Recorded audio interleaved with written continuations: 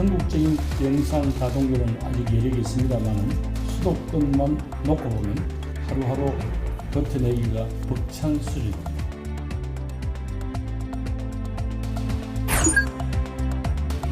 이번 수능은 상대적으로 중난도 문항이 늘었고 추론을 통한 문제 해결력을 평가하는 문항이 다수 출제되어 변별력은 충분히 확보했을 것으로 예상됩니다.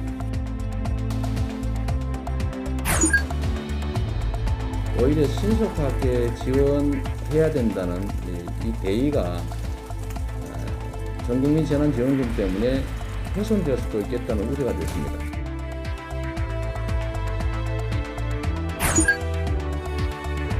당 전체가 선거운동을 하는 거니까 뭐 다 같이 또 우리 다른 후보님들의 그 캠프도 합류할 수 있는 것이고 다 같이 가야죠.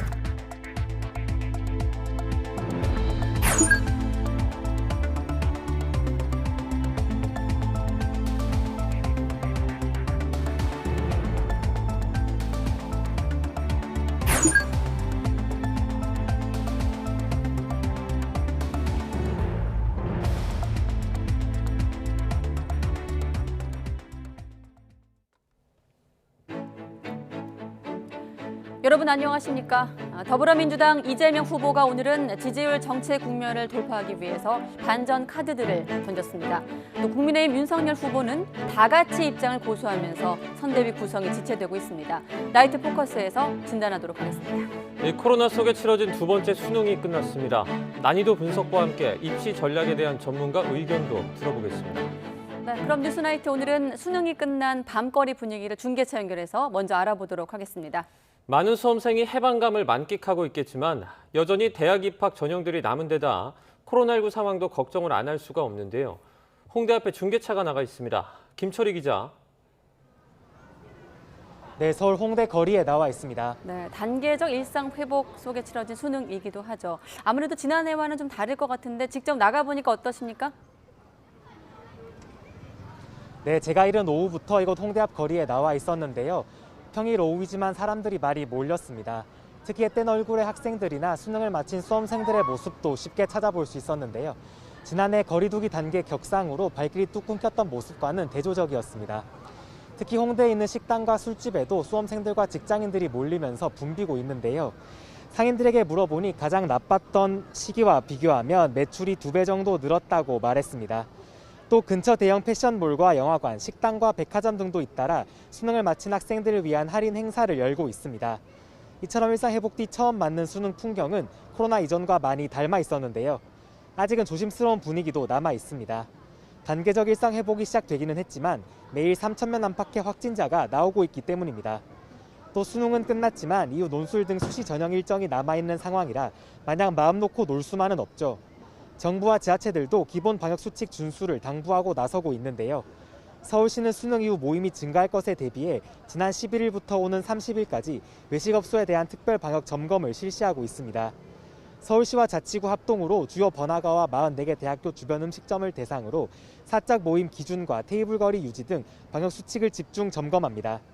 수능 뒤 해방감을 만끽하기 좋은 때지만 여전히 코로나19가 끝나지 않았다는 것을 기억해야 하겠습니다. 지금까지 서울 홍대 거리에서 YTN 김철입니다. 네, 우리 김철희 기자도 해방감 만끽과 함께 방역을 강조하고 있습니다만은 이번 수능 역시 방역 걱정이 많았는데 올해에도 무사히 치러졌습니다. 네, 확진 판정을 받거나 자가격리 중이던 수험생들은 입원을 한 병원이나 별도 장소에서 시험을 봤는데요. 내년에는 마스크를 벗고 대학 캠퍼스를 누비고 싶다는 수험생들을 황부혜경 기자가 만나봤습니다. 오후 5시를 조금 넘긴 시각, 수능 시험을 마친 수험생들이 교문 밖으로 쏟아져 나옵니다. 두 손을 꼭 쥐고 아들이 나오기만을 기다리던 어머니를 보자마자 큰 절을 올립니다. 고등학교 3학년까지 오면서 일단 19년 키워주신 것도 너무 감사하고 끝까지 지원해 주셔서 일단 수능까지 감사했다는 의미로 절했습니다. 실력 발휘를 다 못한 것 같아 못내 아쉬운 마음도 있지만 좀 많이 떨어갖고 국어 때 좀 멘탈이 흔들려서 그 다음 과목까지 좀 연결된 것 같아서 입시 스트레스를 견뎌온 스스로를 다독이며 대학 생활에 대한 기대감을 가져봅니다. 준비한 만큼 잘 본 것 같고 일단 대학 가서 연애하고 싶고 캠퍼스 라이프 즐기고 싶습니다. 마스크를 쓰고 치른 두 번째 수능. 고등학교 생활 대부분을 코로나19와 보낸 학생들에겐 익숙한 풍경이었습니다. 이미 2년이라는 시간을 이제 보내고 계속 마스크를 착용하다 보니 이제는 괜찮은 것 같습니다. 혹시 의심 증상을 보인 수험생들은 따로 마련된 시험실에서 확진된 수험생 96명과 자가격리자 128명도 별도 장소에서 무사히 시험을 치렀습니다. 올해 수능은 50만 7천여 명이 지원해 45만 2천여 명이 응시한 거로 확인됐습니다. 긴장감 속에 시험을 끝낸 수험생들은 내년엔 코로나19 걱정 없이 캠퍼스 생활을 누리길 꿈꿔봅니다. YTN 황보혜경입니다.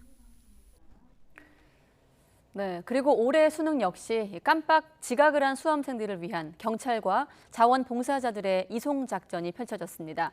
애틋한 마음으로 자녀를 보내는 학부모에서부터 교문이 닫힌 뒤에 도착한 수험생까지 시험장 앞은 그야말로 애타는 마음으로 가득했습니다. 홍민기 기자가 전합니다. 입실 마감 10분 전 서울의 한 수능시험장 앞에서 수험생과 경찰관 사이 작전 회의가 펼쳐집니다. 택시가 안 잡혀 순찰차를 타고도 제 시간에 못 맞출 것 같아 경찰 오토바이의 도움을 받기로 한 겁니다. 저희가 막히면 도착은 오면서 저희들이 어쩔 수 없어요. 차 막히면은 저희가 앞에서 뭐 틀어주게 할게요. 결국 5km를 더 달려 시험장에 무사히 도착했습니다. 학생 수험표랑 잘 챙겼는지 확인도 해보고 학부모님한테 연락도 드려가지고 이제 잘 안전하게 도착했다 하면서 뭐 저희가 할 수 있는 최대한의 조치는 다 한 것 같습니다. 수험표만 챙긴 채 가방 없이 맨몸으로 온 수험생도, 반바지에 슬리퍼를 신은 학생도 입실 마감 직전 교문으로 뛰어들었습니다.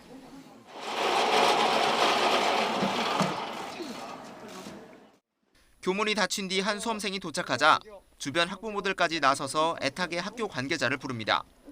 좀 열어주세요. 열어주세요. 간절한 목소리에 다시 열린 교문. 이 학생은 무사히 시험을 치를 수 있었습니다. 자녀들을 시험장으로 보낸 가족들의 애타는 마음도 이어졌습니다. 6년 동안 한 거 오늘 끝까지 화이팅. 아이가 초등학교 6년하고 중학교, 고등학교 열심히 성실히 노력을 많이 했거든요.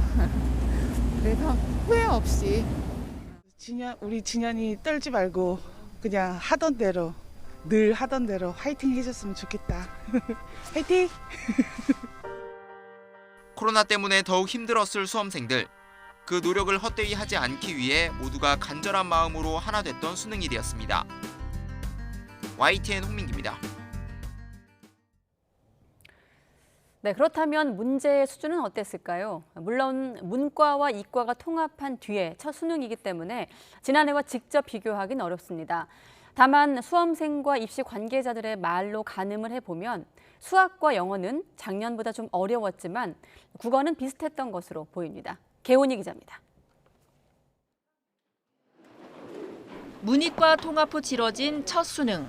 국어, 수학 영역이 공통 과목과 선택 과목을 보는 구조로 개편되는 등 수능 체제에 큰 변화가 있어 전반적인 난이도를 지난해와 비교하긴 어렵습니다. 하지만 예년과 같은 출제 기조를 유지하려고 노력했다는 게 출제위원회의 입장입니다. 다만 EBS 교재와의 연계는 50%로 축소됐습니다. 올해 두 차례 시행된 모의평가 결과에 대한 분석을 토대로 예년의 출제 기조를 유지하려고 하였다는 점을 다시 말씀드립니다. 1교시 국어는 작년 수능과 비슷하거나 약간 쉬웠다는 분석인데 고난도 문항이 많이 출제되는 독서 영역의 지문이 짧아지고 쉬워진 게 이유로 꼽힙니다. 다만 9월 모의평가와 비교했을 때는 어려웠다는 분석입니다. 지난 6월에 실시된 모의평가의 난이도와 비슷하였으며 상대적으로 쉽게 출제되었던 9월 모의평가보다는 조금 어려운 수준으로 출제되었습니다. 수학은 대체로 어려웠는데 수험생들은 특히 공통 과목을 풀기 어려웠다고 답했습니다. 네, 국어는 6월보다 조금 쉬웠고 국어 9월보다 조금 어려웠던 것 같고요. 수학은 공통 과목이 생기면서 이번 연도가 조금 더 어려웠다고 생각합니다. 공통과 선택 과목 모두에서 새로운 유형의 문제가 여러 개 출제됐고 변별력 확보를 위한 고난도 문항도 나왔습니다. 하지만 6월과 9월 모의 평가보다 고난도 문항이 줄고 중난도 문항이 늘었습니다.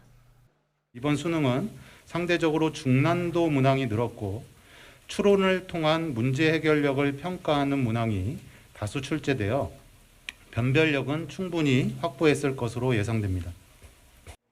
영어는 새로운 유형의 문제는 없었지만 다소 쉬웠던 지난해 수능보다는 변별력을 갖췄다는 평가입니다. 2022학년도 수능 성적은 이의 신청 기간과 정답 확정 등을 거쳐 다음 달 10일 통지됩니다. YTN 개운입니다. 네, 코로나19 속에서 맞은 두 번째 수능이 오늘로 마무리됐습니다. 가채점 뒤 희비가 엇갈린 학생도 다 미룬 채 잠깐의 자유를 만끽하는 학생도 있을 텐데요. 이만기 UA 중앙교육 교육평가연구소장 연결해서 현명한 입시 전략 알아보겠습니다. 소장님 안녕하세요. 안녕하세요. 반갑습니다. 이만기입니다. 네, 올해 수능은 문이과 통합형으로 출제가 됐는데요. 예년과 비교를 했을 때 이 난이도는 어떻게 평가하십니까? 좀 전에 리포트에도 나왔습니다만 이번 시험의 난이도는 상당히 어려운 것으로 알려져 있습니다. 이를테면 국어도 지난해보다 어렵고 영어도 어렵고 수학도 어려워서 국영수 전 과목 공이 상당히 어려운 시험으로 이렇게 지금 판정되고 있습니다. 네. 이번 수능에서 영역별 변별력은 좀 충분히 확보됐다고 볼 수 있을까요? 네, 보통 우리가 이제 물수능, 불수능 얘기를 많이 하는데요. 그런 표현보다는 변별력 확보 얘기를 하는 게 더 좋은 것인데 이번 시험은 국어, 영어, 수학 그리고 과탐, 사탐 공이 변별력이 있었다. 다시 말하면 어렵게 나오면서 수험생을 성적순으로 이렇게 서열을 매기는 그런 기능을 충분히 하고 있다 이렇게 생각이 됩니다. 네. 올해가 아무래도 첫 통합형 수능이다 보니까 이 문과보다는 이과생들에게 더 유리할 것이다 이런 예상도 있었거든요. 특히 선택 과목별 격차에 대한 우려도 있었는데 이 부분은 어느 정도 해소가 됐다고 보십니까? 사실 이제 이번 시험이 문이과 통합형 수능입니다. 그런데 국어와 수학에서 선택 과목이 있거든요. 특히 수학 같은 경우에 확률과 통계, 미적분, 기하 이렇게 세 과목이 있는데 그 중에서 확률과 통계는 보통 문과생이 선택을 하고 미적분과 기하는 이과생이 선택을 하는데 요번에 그 점수 체제 자체가 단순하게 평균 점수를 내는 것이 아니라 공통 과목 성적을 바탕으로 선택 과목 성적을 더해주는 다시 말하면 조정 점수 제도를 쓰기 때문에 아무래도 공통 과목 성적이 좋은 수험생들이 성적이 잘 나오게 되어 있습니다. 그렇기 때문에 미적분을 선택하는 수험생이 대체로 성적이 좋거든요. 따라서 미적분과 기하 그리고 확률과 통계 간의 선택 과목의 유불리가 작용이 되고 그러다 보니까 이과생들에게 유리하다는 이야기가 지금 나오고 있는 겁니다. 네. 이제 많은 수험생들이 가채점을 할 텐데요. 이 가채점 점수가 예상보다 낮은 경우 또는 예상보다 높은 경우 이 크게 두 가지로 나뉠 것 같아요. 각각 어떻게 전략을 세우는 게 좋습니까? 가채점한 결과 예상보다 좋을 경우에는 사실은 정시 모집을 노리는 것이 바람직하고요. 예상보다 안 좋을 경우에는 수시 모집 남은 전형에 적극 응시하는 겁니다. 면접이나 논술 같은 대학별 과제에 적극적으로 응시를 해주고 만약에 가채점보다 점수가 잘 나왔다고 하면 굳이 수시에 갈 필요가 없이 정시에 가면 되기 때문에 남아있는 수시 전형을 포기하고 정시에 지원하는 것이 옳은데 문제는 아마 대부분의 수험생들은 가채점 결과가 기대보단 낮을 확률이 높기 때문에 남아있는 수시 전형에 적극적으로 임하는 것이 바람직하다고 생각이 됩니다. 왜냐하면 이번 수능 시험이 상당히 매우 대단히 어려웠기 때문입니다. 네. 이제 수능은 끝났지만 대학별 고사는 이제부터 시작입니다. 그런데 코로나 확진자는 이 시험에 제약이 있다는 말도 지금 나오고 있거든요. 분명히 억울한 경우도 있을 것 같은데 이게 사실인지 그리고 대학별 고사를 위한 대비책들도 좀 알려주시죠. 그렇습니다. 사실 자가격리자는 대학에 따라서 전용 고사장을 만들어서 응시를 시키기도 하는데 확진자의 경우는 감염의 위험도 있고 또 치료센터를 벗어날 수 없기 때문에 일단 응시하지 않는 것이 원칙입니다만은 교육부의 권고도 있고 해서 각 대학들이 아마 구제책을 마련하는 것으로 알고 있는데 쉽게 마련되지는 어려울 것 같고요. 네. 그다음에 논술고사나 면접의 대비는 사실은 이제 남은 기간 동안에 아침부터 저녁까지 문제를 풀어보고 답안지를 첨삭받는 길 이외에는 다른 방법은 없습니다. 꾸준히 연습하고 써보고 첨삭받는 길이 가장 좋은 길입니다. 네, 알겠습니다. 여기까지 듣겠습니다. 이만기 UA 중앙교육 교육평가연구소장과 함께 앞으로의 수능 전략 알아봤습니다. 소장님 오늘 고맙습니다. 네, 감사합니다.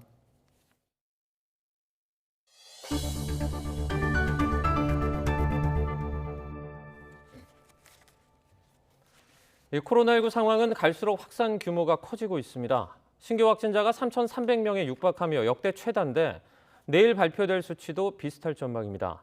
위중증 환자도 500명대를 유지하면서 수도권 중환자 병상은 80%에 가깝습니다. 다만 당국은 단계적 일상 회복을 중단할 상황은 아니라고 선을 그었습니다. 이동우 기자입니다. 코로나19 신규 확진자는 3,292명. 지난해 1월 20일 국내에서 코로나19 환자가 처음 발생한 이후 최다 수치입니다. 신규 환자가 이틀 연속 3,000명을 넘긴 것도 처음입니다. 이번 달 1일부터 단계적 일상회복 전환 뒤에 방역 수칙을 완화하면서 신규 환자 수는 거듭 증가세를 보이고 있습니다. 위중증 환자는 다소 줄었지만 여전히 500명 이상이고 사망자는 하루새 29명이나 늘었습니다. 이번 주부터 단계적 일상회복에 따른 직접적인 영향으로 확진자 숫자가 급증하고 있고 이에 따른 위중증 환자의 증가는 다음 주부터 영향을 줄 가능성이 높습니다. 코로나19 확산세 위중증 환자가 늘면서 수도권을 중심으로 병상 확보에 비상등이 켜졌습니다. 서울의 중환자 병상 가동률은 80.9%이고 경기와 인천을 포함한 수도권 평균은 78.2%에 달합니다. 확진자 수 증가에 따라 병상 배정 대기자도 급증하면서 수도권에만 423명에 이릅니다. 의료 시스템 과부하 우려가 잇따르자 김부겸 총리는 수도권 병원장들과 만나 중환자 병상 운영 방안을 논의하기로 했습니다. 중환자 병상도 빠르게 소진되고 있습니다. 전국적인 병상 가동률은 아직 여력이 있습니다만은 수도권만 놓고 보면 하루하루 버텨내기가 벅찬 수준입니다. 김 총리는 병원장들에게 추가 병상 확보를 위해 노력해달라고 당부할 계획입니다. 이런 상황에서도 방역 당국은 현재 시행 중인 단계적 일상회복 조치를 중단할 정도는 아니라는 입장입니다. 다만 위중증 환자가 빠르게 증가하는 점이 문제라며 특히 요양병원 등 취약시설을 중심으로 한 고령층의 감염에 집중적으로 대응해야 한다고 강조했습니다. YTN 이동호입니다. 고3 학생 한 명이 백신을 맞은 뒤에 2달여 만에 숨진 일이 있었죠. 백신과의 인과성은 인정되지 않았습니다. 정부는 이상 반응을 고려하더라도 백신 접종으로 얻는 이득이 더 크다며 소아 청소년 접종을 적극 권고했습니다. 이영원 기자입니다. 지난 8월 파이자 백신을 맞은 뒤 75일 만에 숨진 고3 학생에 대해 백신과의 관련성이 인정되지 않았습니다. 접종 뒤 숨진 첫 10대 신고 사례로 접종 당시에 백혈병 발병 사실을 몰랐던 것으로 확인됐습니다. 코로나19 예방접종 피해조사반은 숨진 학생을 조사한 결과 백혈병에서 기인한 범혈구 감소증이 확인됐다고 밝혔습니다. 혈소판이 줄어들면서 다발성 뇌내출혈이 생겨 숨졌다며 사망과 백신 사이 인과관계가 없다고 판단했습니다. 지난 9월 대한혈액학회에서 코로나19 백신이 백혈병과 관련이 없다고 평가한 것도 고려됐습니다. 코로나 바이러스 백신에 대한 접종 이후에 수일에서 수개월 이후에 급성 골수성 백혈병이 발생한다는 것은 이론적으로 맞지는 않은 것으로 저희가 판단을 하고 있습니다. 피해조사반은 백신 접종 이후 심각한 부작용은 극히 드물다며 10대 소아 청소년도 백신을 맞는 게 이득이라고 강조했습니다. 방역이 완화되는 일상 회복 과정에서 감염 위험이 더 커지고 있기 때문입니다. 실제로 최근 코로나19 확진자 가운데 18살 이하 소아 청소년 비중은 20% 안팎에 이릅니다. 백신 미접종 청소년을 중심으로 감염이 잇따르고 있는 겁니다. 접종 대상인 12살에서 17살 276만여 명 가운데 1차 접종을 마친 비중은 37.1%, 완료율은 10.7%에 불과합니다. YTN 이영훈입니다. 네, 이번엔 대선 전국으로 가보겠습니다. 민주당 이재명 대선 후보가 결국 더 고집하진 않겠다면서 전국민 지원금 정책을 철회하겠다는 뜻을 밝혔습니다. 지금처럼 계속 야당과 정부 반대에 맞서서 추진하다가는 실질적인 지원이 계속 미뤄질 수 있다고 이유를 설명했는데요. 최근의 지지율 상황이나 또 안팎의 지적도 영향을 준 것으로 보입니다. 송재인 기자가 취재했습니다. 전국민 재난지원금을 거듭 강조하던 민주당 이재명 후보가 주장을 접겠다고 밝혔습니다. 전국민 지원의 정책 효과에 대한 믿음은 여전하지만 누구 주장이 맞느냐며 지원 방식을 다투고 있을 여유가 없다며 지원 방식과 대상을 고집하지 않겠다고 한 겁니다. 오히려 신속하게 지원해야 된다는 이 대의가 전국민 재난지원금 때문에 훼손될 수도 있겠다는 우려가 됐습니다. 선별적인 또는 제외된 업종에 대한 또는 추가의 지원이 지연되지 않도록. 이어 자신이 주장한 전국민 지역화폐 지급이든 국민의힘의 손실보상 선별지원이든 당장 할 수 있는 대규모 지원부터 추진하자고 촉구했습니다. 전국민 지원금에 강한 의지를 보였던 이 후보가 20일 만에 전격적으로 물러선 데에는 정부와 야당의 동시반대 영향이 컸던 것으로 보입니다. 특히 초과세수 활용 등 재원 마련 방안을 두고 당정 갈등이 표출돼 우려가 커진 데다 이 후보 지지율이 정체하는 상황에서 국민 지지도가 높지 않은 전국민 지원금을 밀고 나가는 게 불리하다는 판단도 깔린 것으로 풀이됩니다. 나아가 소상공인 50조 지원을 띄운 국민의힘 윤석열 후보를 당장 이번 예산 협상의 시험대에 올리며 압박에 나서는 의미도 담겼습니다. 50조를 하신다고 하기에 그것도 100일 3개월 안에 이미 168조가 있는데 플러스 50조면 200몇 조인데 정말 하시고서 하신 건지 표만 보시고 하신 건지. 민주당도 이에 발맞춰 소상공인 집중 지원으로 정책을 선회했는데 국민의힘은 당장 비난하고 나섰습니다. 날치기를 언급하며 야당을 무시하고 낯뜨거운 홍남기 때리기를 할 땐 언제고 궁지에 몰려서야 머리를 맞대자 한다며 대통령 후보로서 자격이 의심된다고 꼬집었습니다. 이 후보의 전격 철회로 예산안 협상이 새로운 국면을 맞은 만큼 여야가 어떤 논의를 이어갈지 주목됩니다. YTN 송재인입니다. 네, 이재명 후보는 또 이른바 대장동 특검에 대해서 정면 승부에 나서기도 했습니다.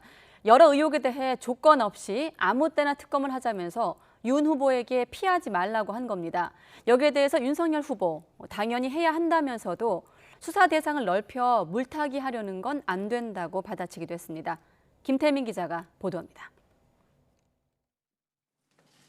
이번 대선 전국의 최대 이슈로 불리는 대장동 의혹에서 좀처럼 벗어나지 못하고 있는 민주당 이재명 후보가 승부수를 던졌습니다. 특검 수용에 대한 원론적 찬성 입장에서 한 발 더 나가 조건 없이 아무 때나 특검을 도입하자고 강조한 겁니다. 조건 붙이지 않고 아무 때나 여야 합의해서 특검하는 것이 바람직하다 이렇게 생각합니다. 그렇게 하는 것이 저의 무고함도 이제 재차 확인하는 그런 과정이 될 것이고.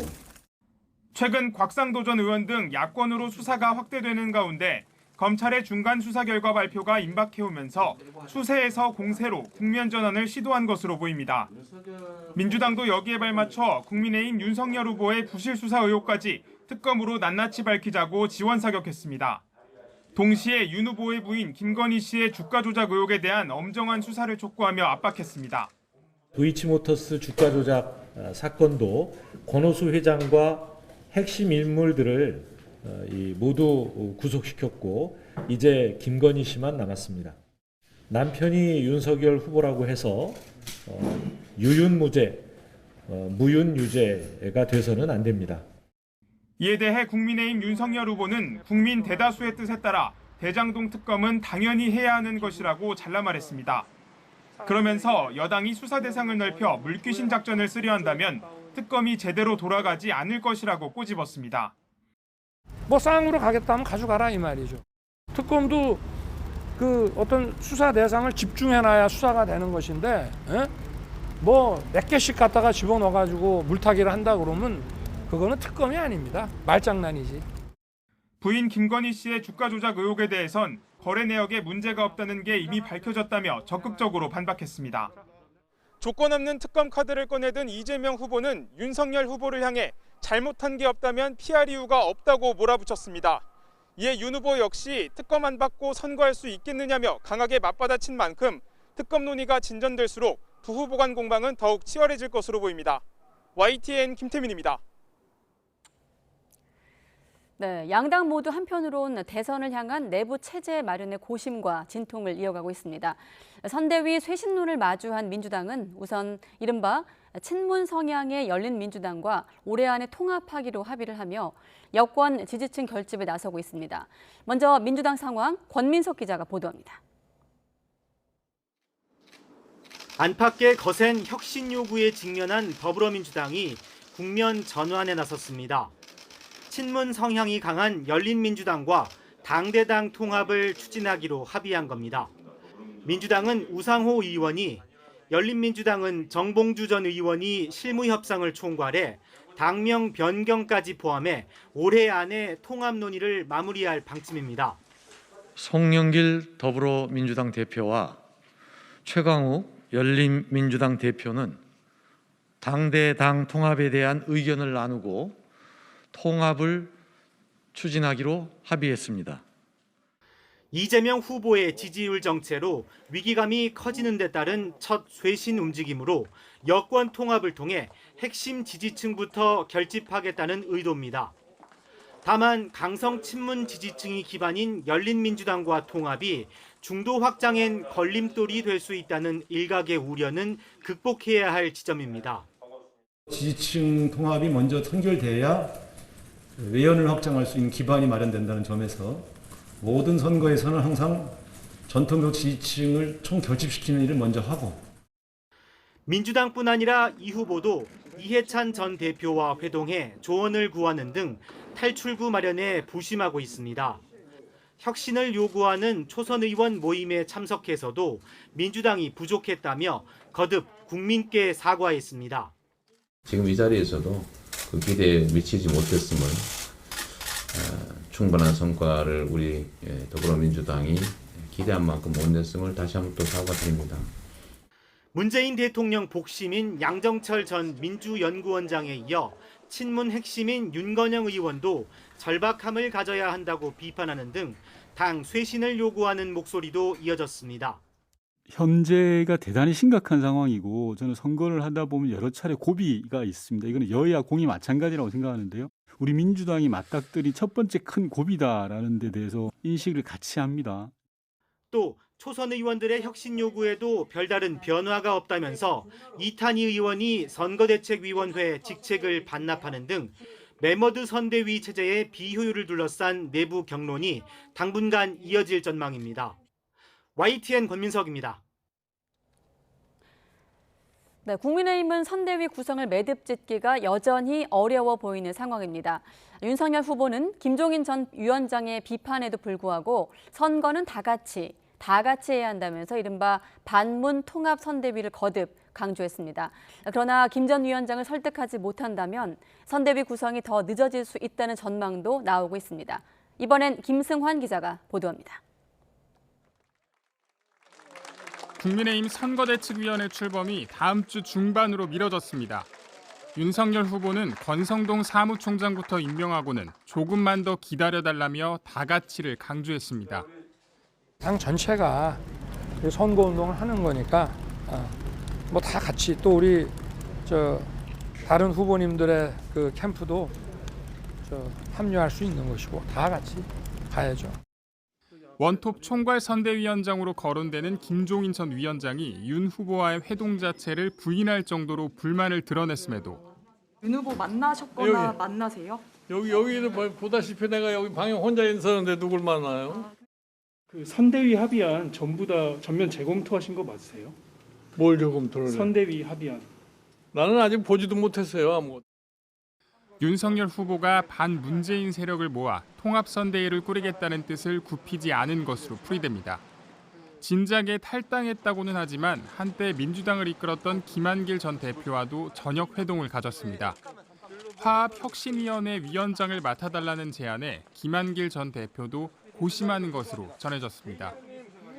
윤 후보는 김종인 전 위원장이 지적한 약자와의 동행조직 구성과 동시에 김 전 위원장이 불편해하는 것으로 알려진 김병준 전 자유한국당 비상대책위원장 의견도 듣겠다고 강조했습니다. 김병준 위원장 같은 경우에는 우선 개인이 많은 노력을 해야 되고요. 우선 그런 모양새를 취하면 좀 나아질 수 있는 것이 사실 둘 간의 위계를 지금 다투는 상황이 될 수도 있기 때문에. 이준석 대표는 선대위 출범을 미룬 만큼 윤 후보가 김종인 전 위원장의 의견을 반영해 선대위 틀을 조정할 것으로 예상했습니다. 하지만 많은 사람을 모으려 할수록 의견 조율은 더 어려워질 수밖에 없습니다. 영선의 정치 신인임을 부인할 수 없는 윤석열 후보. 선대위 인선을 둘러싼 갈등을 어떻게 봉합하느냐가 대선 후보로서의 리더십을 검증할 첫 관문이 될 전망입니다. YTN 김승환입니다. 대장동 개발 특혜 의혹을 수사하는 검찰이 곽상도 전 의원에게 뇌물 대신 알선수재 혐의를 적용한 것으로 파악됐습니다. 직무 관련 대가성 입증이 쉽지 않다는 점이 영향을 미친 것으로 보이는데요. 검찰은 화천대유 대주주 김만배 씨의 언론사 후배였던 천화동인 7호 소유주도 처음으로 불러 조사했습니다. 김경수 기자입니다. 곽상도 전 의원 자택과 사무실, 하나은행 본점을 동시에 압수수색한 검찰이 영장에 적은 곽 전 의원의 혐의는 알선수재였습니다. 하나은행 관련 자료도 있었습니까? 김정태 회장과의 연결고리는 잡았나요? 검찰은 곽 전 의원이 화천대유 대주주 김만배 씨 부탁으로 화천대유와 하나은행 컨소시엄 구성 과정에 도움을 준 것으로 의심하고 있습니다.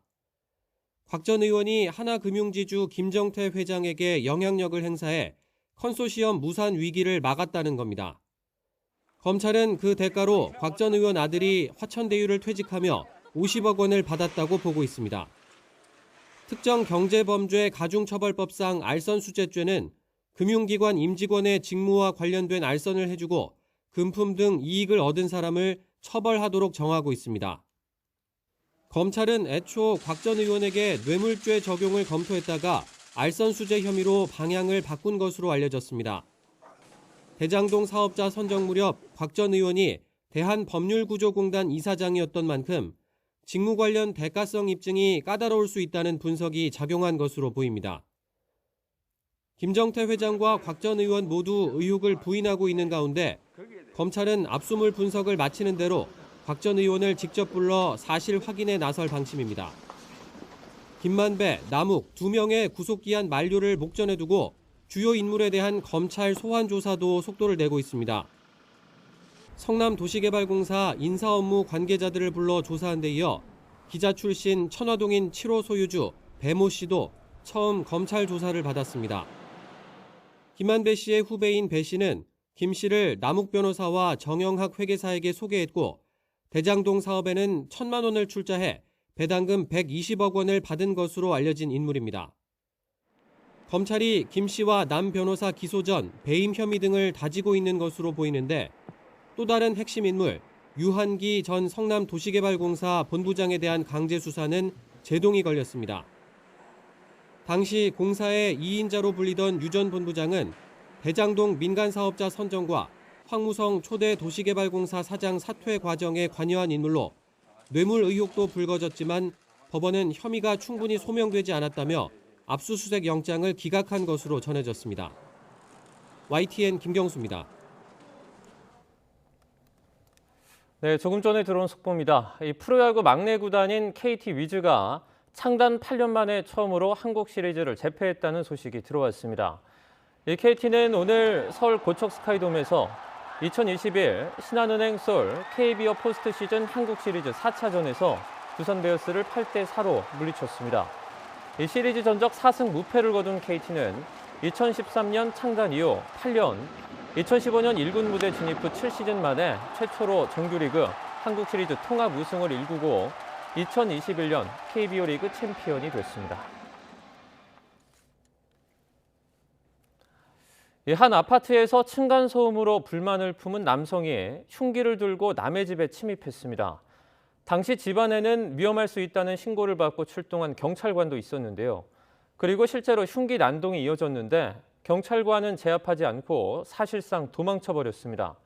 결국 한 명이 흉기에 찔려 위중한 상황, 해당 경찰청장이 사과를 했지만 가족이 생사를 오가는 피해 가정은 울분을 가눌 길이 없습니다. 정윤우 기자입니다. 지난 15일 오후 4시 50분쯤 인천 서창동 다세대 주택으로 경찰관 2명이 출동했습니다. 4층에 사는 40대 남성 A씨가 문을 발로 차고 있다는 아래층 주민 60대 B씨의 신고가 접수된 겁니다. 경찰은 아랫집과 소음 문제로 자주 다퉈 평소 불만이 컸다는 A씨를 다시 위층으로 올려보냈습니다. 이후 경찰관 1명은 신고자인 B씨를 1층으로 데려와 자초지종을 들었고 3층에선 경찰관 1명이 남아 B씨의 가족과 이야기를 나누고 있었습니다. 맨날 숨쉬기 좀 이상한 분이었어요. 저한테 너무 시비를 그래서 제가 피하고 그랬어요. 발로 찰 때는 그때 제가 나갈게요. 이때 1층에 있던 B씨는 비명을 듣고 곧바로 다시 집으로 뛰어 올라갔습니다. 같이 있던 경찰관에게도 올라가자고 했지만 뒤따라오지 않았습니다. 오히려 가족과 함께 있던 경찰관은 1층으로 뛰어 내려왔습니다.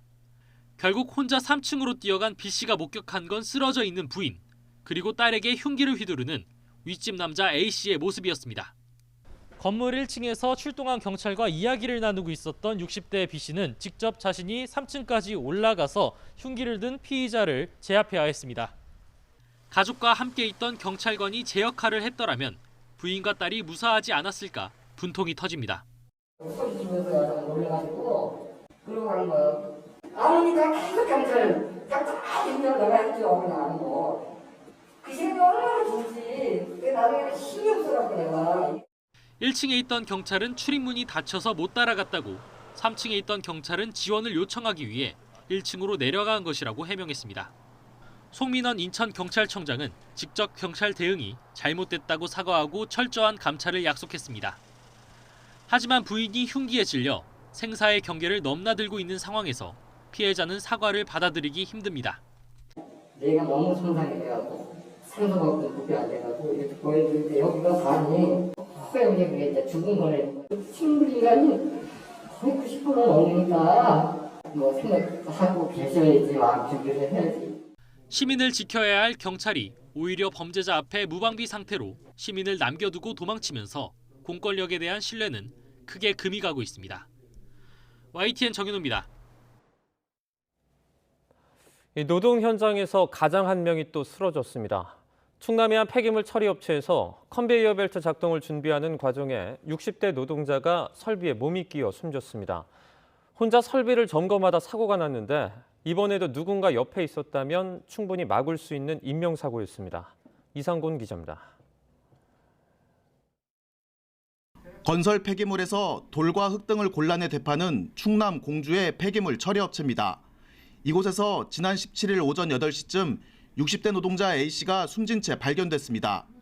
경찰은 숨진 A씨가 발견되기 1시간 전쯤 컨베이어 벨트 운전을 시작하는 과정에 사고가 난 것으로 보고 있습니다. 선별 작업장에서 A씨가 작업을 준비하던 중 폐기물을 이동시켜주는 컨베이어 벨트가 멈추자 점검을 위해 올라갔고 갑자기 설비가 다시 작동한 것으로 조사됐습니다. 사고 당시 선별 작업장에는 숨진 A씨 혼자 있었던 것으로 경찰은 파악했습니다. 함께 선별 작업을 하는 직원이 한 명 더 있었지만 누군가의 지시를 받고 컨베이어 벨트 롤러에 윤활유를 바르기 위해 자리를 비웠던 것으로 확인됐습니다. 경찰은 작업장 세 곳의 상황을 CCTV로 지켜보는 직원이 있었음에도 사고 사실을 곧바로 알아채지 못했다고 밝혔습니다. 고용노동부는 해당 업체의 컨베이어 벨트 설비에 대해 작업 중지 명령을 내렸습니다. 20년 만에 처음 있는 사고라 하는데 그 이후에 똑같은 사고가 또 일어날 수도 있는 거잖아요. 그리고 컨베이어가 왜 섰고 왜 갑자기 또 다시 돌았는지 그것도 아직 정확한 답변을 듣지는 못했고요. 아무도 몰랐다는 게 이해가 되지도 않고. 중대재해기업 처벌법 시행까지 2달 정도 남은 가운데 안전조치 미비로 발생하는 노동자 끼임 사망사고는 좀처럼 끊이지 않고 있습니다. 지난달에는 한국 GM 보령공장에서 40대 노동자가 부품 운반용 유압장비에 끼어 숨졌고 지난 5월 당진 현대제철소에서도 노동자 사망사고가 발생했습니다. 노동자들의 안전보다는 비용을 더 우선시하기 때문에 그리고 이익을 더 우선시하기 때문에 이런 방어 설비들을 갖추지 않는 거거든요. 비용보다는 그 일하는 노동자들을 우선할 수 있는 그 시스템들을 빠르게 만드는 것이 가장 시급하다고 지금 판단하고 있습니다. 최근 고용노동부의 집중 단속 결과 안전조치 불량 사업장으로 적발된 건설 제조업체는 880여 곳. 기본적인 안전조치 의무를 이행하지 않는 업체가 여전히 많다 보니 언제든지 사망사고가 발생할 수 있는 상황이라는 지적이 나옵니다. YTN 이상곤입니다.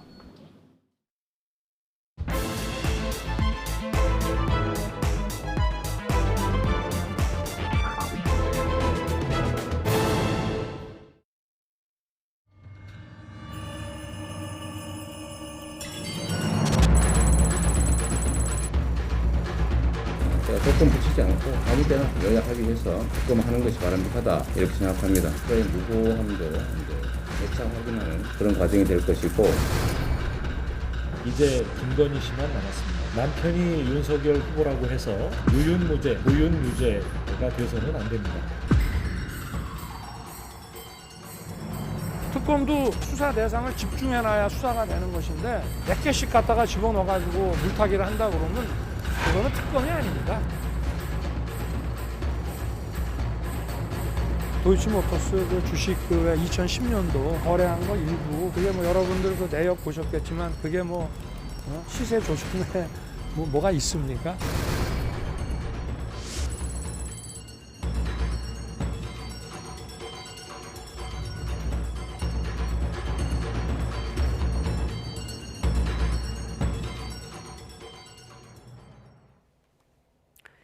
네, 이재명 대선 후보가 야권이 주장하고 있는 대장동 특검에 대한 전격 수용 의지를 밝히고 또 전국민 재난지원금 지급에 대해서는 철회 의사를 밝혔습니다.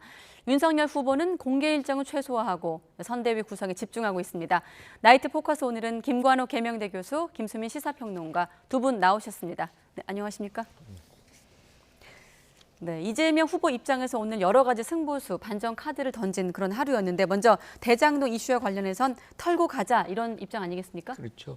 검찰 수사를 상당 기간 기다렸지만 사실 어떻게 보면 검찰 수사가 아주 속도감 있게 지금 전개되고 있다라고 보긴 좀 어렵거든요. 그런데 반면에 국민들의 어떤 대장동 의혹에 대한 이 궁금증 뭐 이런 부분은 점점 커지면서 이제 특검에 대한 요구도 이제 날로 커지는데 이런 상황이 어떻게 보면 이재명 후보에게는 지지율 답보 상태를 좀 만드는 그런 효과가 있는 것 아닌가라는 어떤 판단이 있었던 것 같아요. 그러니까 이 부분을 뭐 어떤 형태로든 정면 돌파하지 않으면 이 국면이 쉽지 않겠다라고 판단을 한 것 같습니다. 그리고 특히나 이제 최근에 검찰 수사의 초점이 50억 클럽, 뭐 곽상도 의원 같은 분들, 네. 그리고 이제 또 민간 업자들의 어떤 주도를 했던 하나은행, 뭐 압수수색이 들어갔잖아요. 그러니까 좀 더 초점이 이제 그쪽으로 모이는 이런 장면 속에서 뭐 안 할 이유가 전혀 없다. 그래가지고 정면 돌파하는 그런 어떤 선택을 한 것 아닌가 이렇게 봅니다. 네.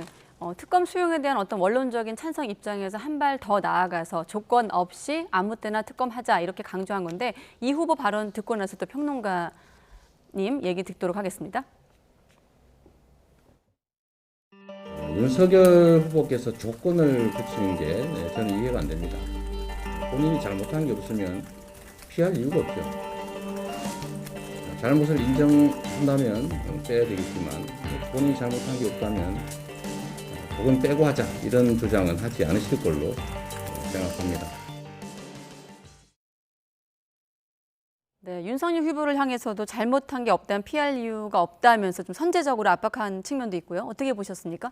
네, 얼마 전에는 수사가 미진하면은 특검을 한쪽으로 하겠다고 네. 조건을 붙였었는데 미진하다라는 게 이제 추상적이고 그리고 지금까지 이미 수사는 미진한 모습을 많이 보여왔습니다. 뭐 대표적으로 사실 계속 그 대장동 키맨에서 이름이 빠지고 있는데 최윤길 성남시의회 전 의장 같은 경우에 최근 들어서서야 압수수색을 하고 예. 굉장히 느린 검찰 수사의 모습을 보여줬고 사실 이런 사건을 수사할 때는 검찰 내에서 이른바 특수통이라고 불리는 검사들을 총집결시켜가지고 수사를 했었어야 하는데 네. 예, 그렇게 수사가 진행이 되지 않았죠. 그렇다면은 특검이 맞는 건 아니고 그 점에서 이재명 후보가 초창기에 피력했던 의사가 틀린 건 아닙니다. 하지만 그 사이에 조금만 지켜봐도 알 수 있는 것이 부실한 수사, 뭐 최소한 최대한 선의로 보더라도 부실한 수사였다면 조금 더 이재명 후보로서도 승부수를 더 빨리 던질 필요가 있었던 것 같고, 그리고 최근에 대장동 의혹에 어쨌든 지지율 박스권에 묻혔다라고 하는 이 인식에 이재명 후보 스스로도 동의를 하게 된 것 같아요. 그러면서 이 위기를 타개하면서 대선 국면을 좀 소화해내기 위한 그 방책으로 결국에 특검을 수용했다라고 볼 수 있을 것 같습니다. 특검 수용 카드와 함께 또 재난지원금 입장을 좀 철회한 부분하고 맞물려서 또 이재명 후보의 어떤 승부수는 잠시 뒤에 여쭤보기로 하고, 일단 특검과 관련해서 지금 윤석열 후보의 부인 김건희 씨 주가 조작 의혹에 대한 엄정한 수사도 함께 촉구를 했거든요. 그건 뭐 당연한 어떤 수순이다라고 보는 거고요. 지금 뭐 윤석열 후보 같은 경우는 계좌를 전번에 한번 뭐 오픈을 한 적이 있어요. 공개를 했다 그러는데, 많은 사람들은 지금 2010년 자료로 오픈했는데 주가 조작의 실행은 2011년도쯤이라는 거죠. 그러니까 사실상 주가 조작과 관련된 전면적인 계좌를 공개하지 않으면 그거는 사실 어떻게 보면 알 수가 없는 길입니다. 그래서 국민들은 어떤 형태로든 지금 그 주가 조작과 관련해서 도이치모터스 권 회장이 지금 이미 구속이 됐고요. 또 관련자 3명이 또 구속이 됐습니다. 그리고 지금 김건희 씨가 10억을 맡겼다는 이모 씨에 관해서도 지금 검거가 됐거든요. 그래서 수사가 굉장히 이제 발빠르게 전개되는 상황이기 때문에 오히려 지금 윤석열 후보 쪽에서는 이런 부분에서 수사를 조속히 해달라, 그렇게 선제적으로 나가는 것이 오히려 유리할 수가 있을 것 같습니다. 네. 네, 윤석열 후보 이 도이치모터스 사건은 대장동 의혹하고 좀 다른 거는 검찰에서 수사가 어느 정도 잘 원활하게 되고 있는 것 같아요. 그래서 관련자들도 체포가 되거나 구속이 되거나 하는 상황이고, 뭐 실제로 혐의를 따져보기 위해서라도 뭐 어떤 예단을 갖고 있는 것이 아니라 혐의를 따져보기 위한 기본적인 작업으로서 김건희 씨에 대한 소환 조사도 충분히 있을 수 있어 보입니다. 이제 민주당 입장에서는 좀 주의를 해야 될 부분들이, 이런 것들이 이제 사실 규명의 영역이어야 하지, 어떤 의혹과 다른 의혹을 엮어가지고 같이 계속 사고하도록 국민들에게 틀을 그런 식으로 제시를 하는 것보다는 좀 개별적으로 접근을 하는 것이 더 맞지 않을까, 그렇게 보여지고요. 왜냐하면 수사의 진척 상황이 좀 다르기 때문에 그런 부분들을 좀 유념을 해야 될 것 같고, 윤석열 후보 입장에서는 얼마 전에 이제 당내 경선에서 홍준표 후보의 비판을 받고 계좌를 공개를 했잖아요. 근데 제가 봤을 때는 계좌에 좀 공개한 부분이 미흡한 점이 있는 것 같습니다. 의혹이 제기되고 있는 시점이 좀 더 넓은 시점이기 때문에 사실 윤석열 후보나 김건희 씨가 계좌를 오픈해야 될 의무가 없기는 합니다. 뭐 수사 도중에 그걸 밝힐 수 있기 때문에. 근데 이왕 오픈할 거였다면 더 오픈하는 게 더 의혹이 있는 부분들을 더 여는 것이 더 좋지 않았을까라는 생각이 들고, 그 부분에 대해서도 이번에 좀 윤석열 후보가 반응한 것이 굳이 뭐 그럼 다 모두 열어야 되느냐 이런 식으로 반응을 했는데, 그렇게 과민 반응을 하는 것보다는 차라리 어느 정도 의혹을 더 불식시킬 수 있도록 공개를 하는 게 더 좋지 않을까, 그렇게 보여집니다. 그런 과정 속에서 오늘 국민의힘 의원 3명이 YTN을 뭐 항의 방문했다, 뭐 이런 취재 관련해서 뭐 이런 얘기를 좀 들었는데, 이게 지금 과거의 어떤 조국 전 장관의 어떤 사례하고 비춘다면 너무나 대비되는 얘기를 지금 하고 있는 거거든요. 그때는 왜 조사를 안 하느냐, 오히려 그 부분에 대해서 얘기를 하는데 취재하는 부분에 대해서 뭔가 압박을 넣는 이런 자세라는 것은 어떻게 보면 윤석열 후보에게 더 불리할 수가 있거든요. 뭔가 숨기는 게 뭐가 있으니까 숨기는 거고, 그거를 보호하려고 국회의원 3명이 언론사까지 와가지고 뭔가 압박을 넣는 거 아니냐, 뭐 이런 해석을 낳게 하는 거거든요. 그래서 오히려 이런 부분들은 점차적으로 이 도이치모터스 주가 조작 사건이 오히려 더 크게 만드는 그런 효과가 있을 수가 있겠다, 뭐 이렇게 생각합니다. 네, 알겠습니다. 자, 다시 이 대장동 의혹으로 돌아와서 지금 민주당 같은 경우는 이제 이번 윤 후보를 향해서 부실 수사 의혹 특검을 촉구하고 있습니다. 그러니까 대장동 의혹이랑 윤 후보의 부실 수사 의혹을 좀 분리하겠다, 이런 전략인데, 여기에 대한 또 윤 후보의 입장이 있었거든요. 한번 들어보고 이어가도록 하겠습니다. 이제 뭐 이런저런 조건, 뭐 무슨 모발 사주랑 같이 가자, 뭐 무슨 부산저축은행 뭐 하는데, 특검이라는 거는 늑장 수사, 봐주기 수사, 부실 수사를 이 상설 수사기관이 했을 때 특별검사를 임명하자는 것인데, 아니 뭐 범죄 사실이 특정 안 되는 것도 막 영장까지 치는 그런 수사를 하고 있는 것까지 특검에 간다는 거는 원래 특검의 취지에 안 맞지만, 그렇지만 뭐 쌍으로 가겠다면 가져가라 이 말이죠. 네, 어떻게 들으셨습니까? 네, 일단은 윤석열 후보도 뭐 부산저축은행 그 부실 수사 의혹까지 조사를 하라라고 임한 거라고 볼 수 있기 때문에 어쩌면 이걸로 더 급물살을 탈 수도 있을지 모르겠습니다. 사실 그때 진짜 부실 수사였는지 아니면은 고의적이지는 않은 그런 류의 수사였는지 이런 것들을 좀 따져볼 필요는 있을 것 같은데 이 사안을 두 가지를 이제 대장동 의혹이라는 큰 사안과 그리고 그때 미리 막을 수 있었는데 수사를 제대로 못했다라고 하는 또 다른 파생 사안이라고 할 수 있겠죠. 이 두 가지를 이제 묶어서 잘못하게 되면은 이제 특검을 임명하는 과정이라든지 이런 때 여야의 좀 각축전이라든지 이런 것들이 심각하게 되는데 오히려 분리해서 쌍특검으로 가게 되면 한쪽은 뭐 야당 추천, 한쪽은 여당 추천 이런 식으로 좀 더 무게를 싣는 이런 방법도 가능하기 때문에 오히려 이렇게 뭐 윤석열 후보 측에서도 응해주는 것이 이 대장동 특검으로 가는 더 빠른 길이 아닌가 그렇게 보여집니다. 네, 특검 얘기할 때마다 이제 우리가 물리적으로 그게 가능하겠느냐 대선 전에. 근데 만약에 대선 전에 실제로 특검이 진행된다면 득과실을 따진다면 어떻게 예상할 수 있을까요? 이미 이제 대선 전에 수사 결과가 나오기는 어렵습니다. 그러니까 특검이 보통 한 118일이 걸리는데 지금 이제 협상 들어가고 하면은 몇십 일이 협상일로 나가고 그다음에 수사하는데 60일 그리고 한번 연장하면 30일 뭐 등등의 시간들이 굉장히 많아요. 그러니까 실질적으로는 대선 전에 우리가 수사 결과를 갖고서 투표하기는 어렵습니다. 하지만 그런 어떤 이 의혹이 분명히 존재하고 이런 것을 대선 전이라도 뭔가 이렇게 규명하려고 하는 것들이 노력이 있다는 것은 국민에 대한 도리라고 보는 것이고 국민들도 그런 어떤 노력들이 지금 진전이 안 된다는 것에 대해서 굉장히 불쾌하고 답답해하는 부분이 있거든요. 그러니까 이런 부분들을 일단 충족시켜주는 그런 어떤 효과의 측면이 강하다. 뭐 이 정도까지 이상이 우리가 확보하기는 좀 쉽지 않다. 이렇게 봐야 되겠죠. 네, 뭐 대선 전에 수사 결과가 나온다거나 이러기 힘들다는데 저도 동의를 하고 그리고 이게 대선의 변수가 본격적으로 되려면은 후보자의 직접 개입 사실이라든지 이런 부분들이 나와야 되는데 거기에 대해서도 굉장히 미지수인 거죠. 하지만 이 사안이 그렇다고 앞으로 대선에서 변수가 안 될 것이냐, 그건 아니라고 봅니다. 왜냐하면 대선은 법정이 아니라 정치인들의 장이기 때문에 정치인들이 어떻게 대응하는지 거기서 정치인의 태도와 철학까지 다 나오는 거거든요.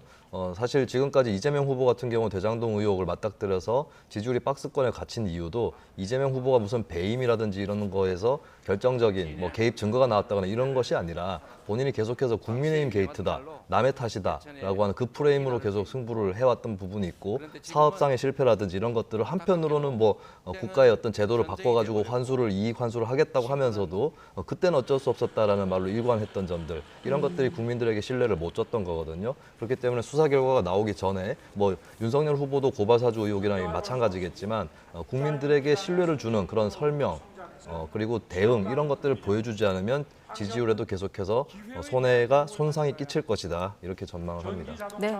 자 그리고 앞서 말씀드렸습니다만 잠시 일상회복지원금이란 이름으로 좀 추진하려고 했던 전국민 지원금을 고집하지 않겠다라고 밝혔습니다. 먼저 발언을 한번 들어보도록 하겠습니다. 전국민 제한한 지원금 문제는 저는 지금도 전 국민에게 지급하되 소상공인을 위한 일종의 소비 쿠폰을 지급하는 것이기 때문에 이중 재정 효과가 있다고 봅니다. 소상공인들도 실제로 우리에게 현금 지원하지 말고 국민에게 소비 쿠폰을 지급해서 매출을 올려달라고 공식적으로 요청하고 있습니다. 그런데 왜 굳이 그 소상공인 지원받는 당사자들조차도 원하지 않는 방식을 고집하는지를 이해할 수 없어서 며칠 전부터 계속 연일 보도했다시피 초과 세수 놓고 당정 갈등도 있었고요. 어떻습니까? 그런 부분을 감안했을 수도 있고 또 최근에 어떤 부정적인 여론도 있었을 거고 안팎의 지적도 있었던 것으로 알고 있는데 교수님은 어디에 좀 지금 재난지원금에 대한 어떤 지지 여부를 물으면 여론조사 결과가 그렇게 높진 않아요. 그러니까 정부 부채가 높아지는 것에 대한 국민적 우려가 있거든요. 그럼에도 불구하고 지금 자영업자라든가 소상공인들의 피해는 계속해서 나날이 쌓여가는 측면이 있는 것이고 이런 것들이 어떻게 보면 윤석열 전 총장 같은 경우 후보 같은 경우는 지금 50억도 소상공인 지원 책을 내고 있잖아요. 그러니까 어떻게 보면 후보 간의 이런 논쟁이 결국에는 확대가 되고 이런 것들이 시간을 오히려 지급 일자를 늦추는 그런 효과가 발생돼서 사실상 지금 피해를 보고 있는 소상공인이나 자영업자가 빨리 그 혜택을 못 보고 있다는 것에 대한 우려가 지금 이 후보로 하여금 이러한 부분 본인이 이제 추진했던 재난지원금을 포기하고 빨리 이런 어떤 이 손해를 지급하는 보상하는 이 정책으로 돌아서게 한 그런 요인이 아니었나 이렇게 생각을 하는데 일단은 저는 기본적으로 이런 유연성 굉장히 전 긍정적으로 보고요.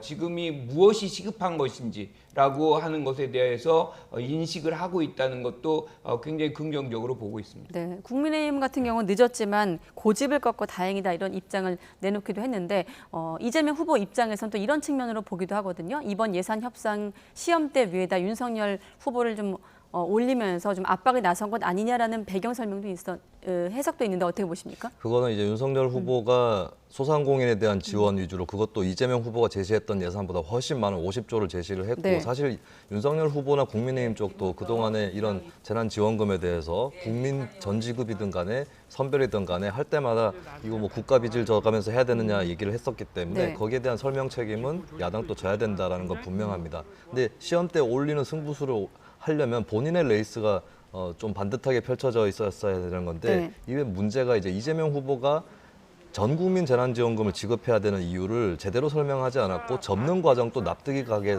접지 않았다는 걸 좀 지적할 수밖에 없겠습니다. 왜냐하면 일단 소상공인 피해가 많이 벌어져 있는 상황이고 국가의 재정은 한계가 있고 그리고 현재 아직까지 확진자 수가 그렇게 줄지 않은 상황에서 소비 진작 취지의 전 국민 재난지원금이 과연 명분이 있는가 여기에 대해서 충분히 대답을 못했거든요. 그런 상황에서 계속 기재부하고 갈등을 벌이면서 지금까지 진행이 돼 왔고 얼마 전에는 기재부가 초과 세수를 제대로 잡아내지 못한 것을 민주당이 적발하다시피 했습니다. 근데 갑자기 이렇게 다시 철회를 하는 모습을 보이면서 이것은 그러면 왜 갑자기 철회하는가 이 부분에 대해서도 의문이 드는 것이고요. 마치 그동안에 홍남기 정권과 싸우듯이 기재부하고 그렇게 갈등을 벌여왔는데 하루아침에 이렇게 뒤집는 것이 이거 혹시 뭐 이렇게 당정 간의 갈등 속에서 청와대가 그래서 개입을 해가지고 정리가 된 건가?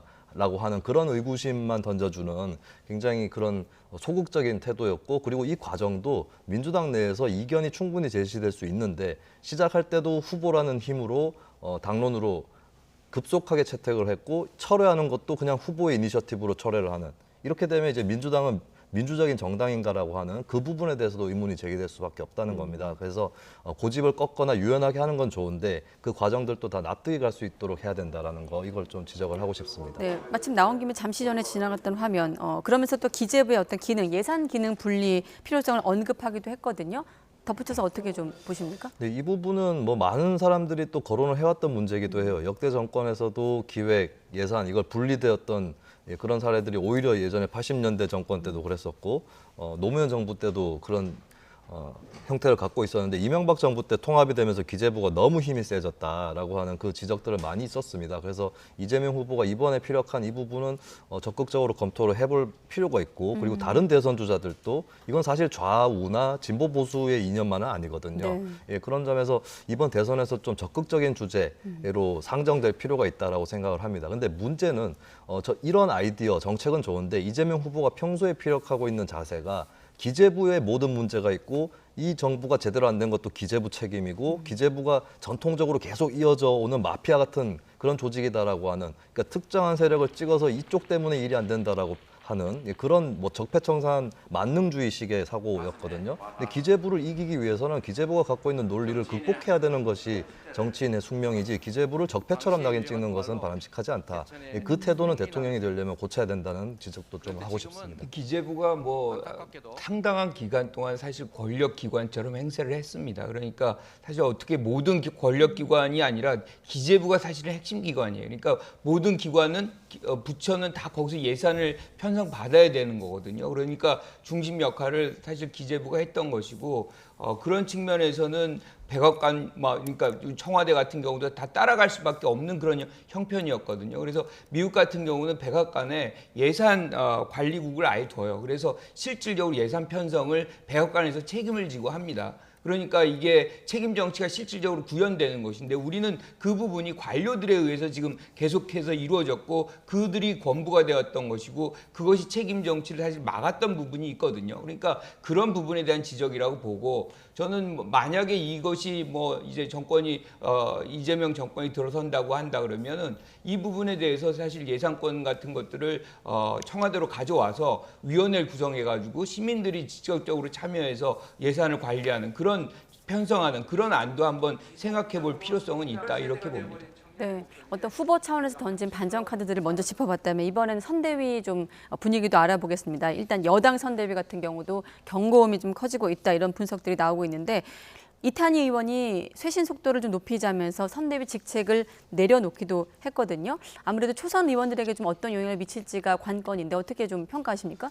직책을 맡았으면 열심히 하도록 하고 그리고 본인이 길을 찾아서 다른 의원들한테도 제시하는 것이 바람직하겠죠. 마치 직책을 내려놓음으로써 다들 내려놔라 이런 식으로 의도를 한다면 도대체 어떤 선대위를 또 꾸리려고 하는지가 좀 의문입니다. 그러니까 지금 민주당의 문제에 대해서 의원들이 쇄신을 요구하는 경우가 있는데 개혁 모임이라고 하지만 과연 개혁인지 그것도 좀 의심스럽습니다. 그러니까 민주당이 지금에 이르는 가장 큰 이유는 민주당은 180석에 달하는 거대 여당이고 그런 정당일수록 내부에 어느 정도의 다양성은 있습니다. 특히 네. 이념적 정책적 다양성은 아닐지라도 방법론상의 다양성도 있을 수 있고 어떤 윤리적 이슈, 특히 민주당이 계속해서 지난 3, 4년 동안 발목을 잡혀왔었던 윤리적, 사법적 이슈에 대한 부분에서 민주당이 지속적으로 본인들의 잘못을 부정하는 뭐 조국 사태, 김경수 전 지사 문제, 박원순 전 시장 문제라든지 이런 점에서 민주당이 하나같이 모든 의원들이 전부 당을 결사공유하는 듯한 이 모습 때문에 현재 민주당이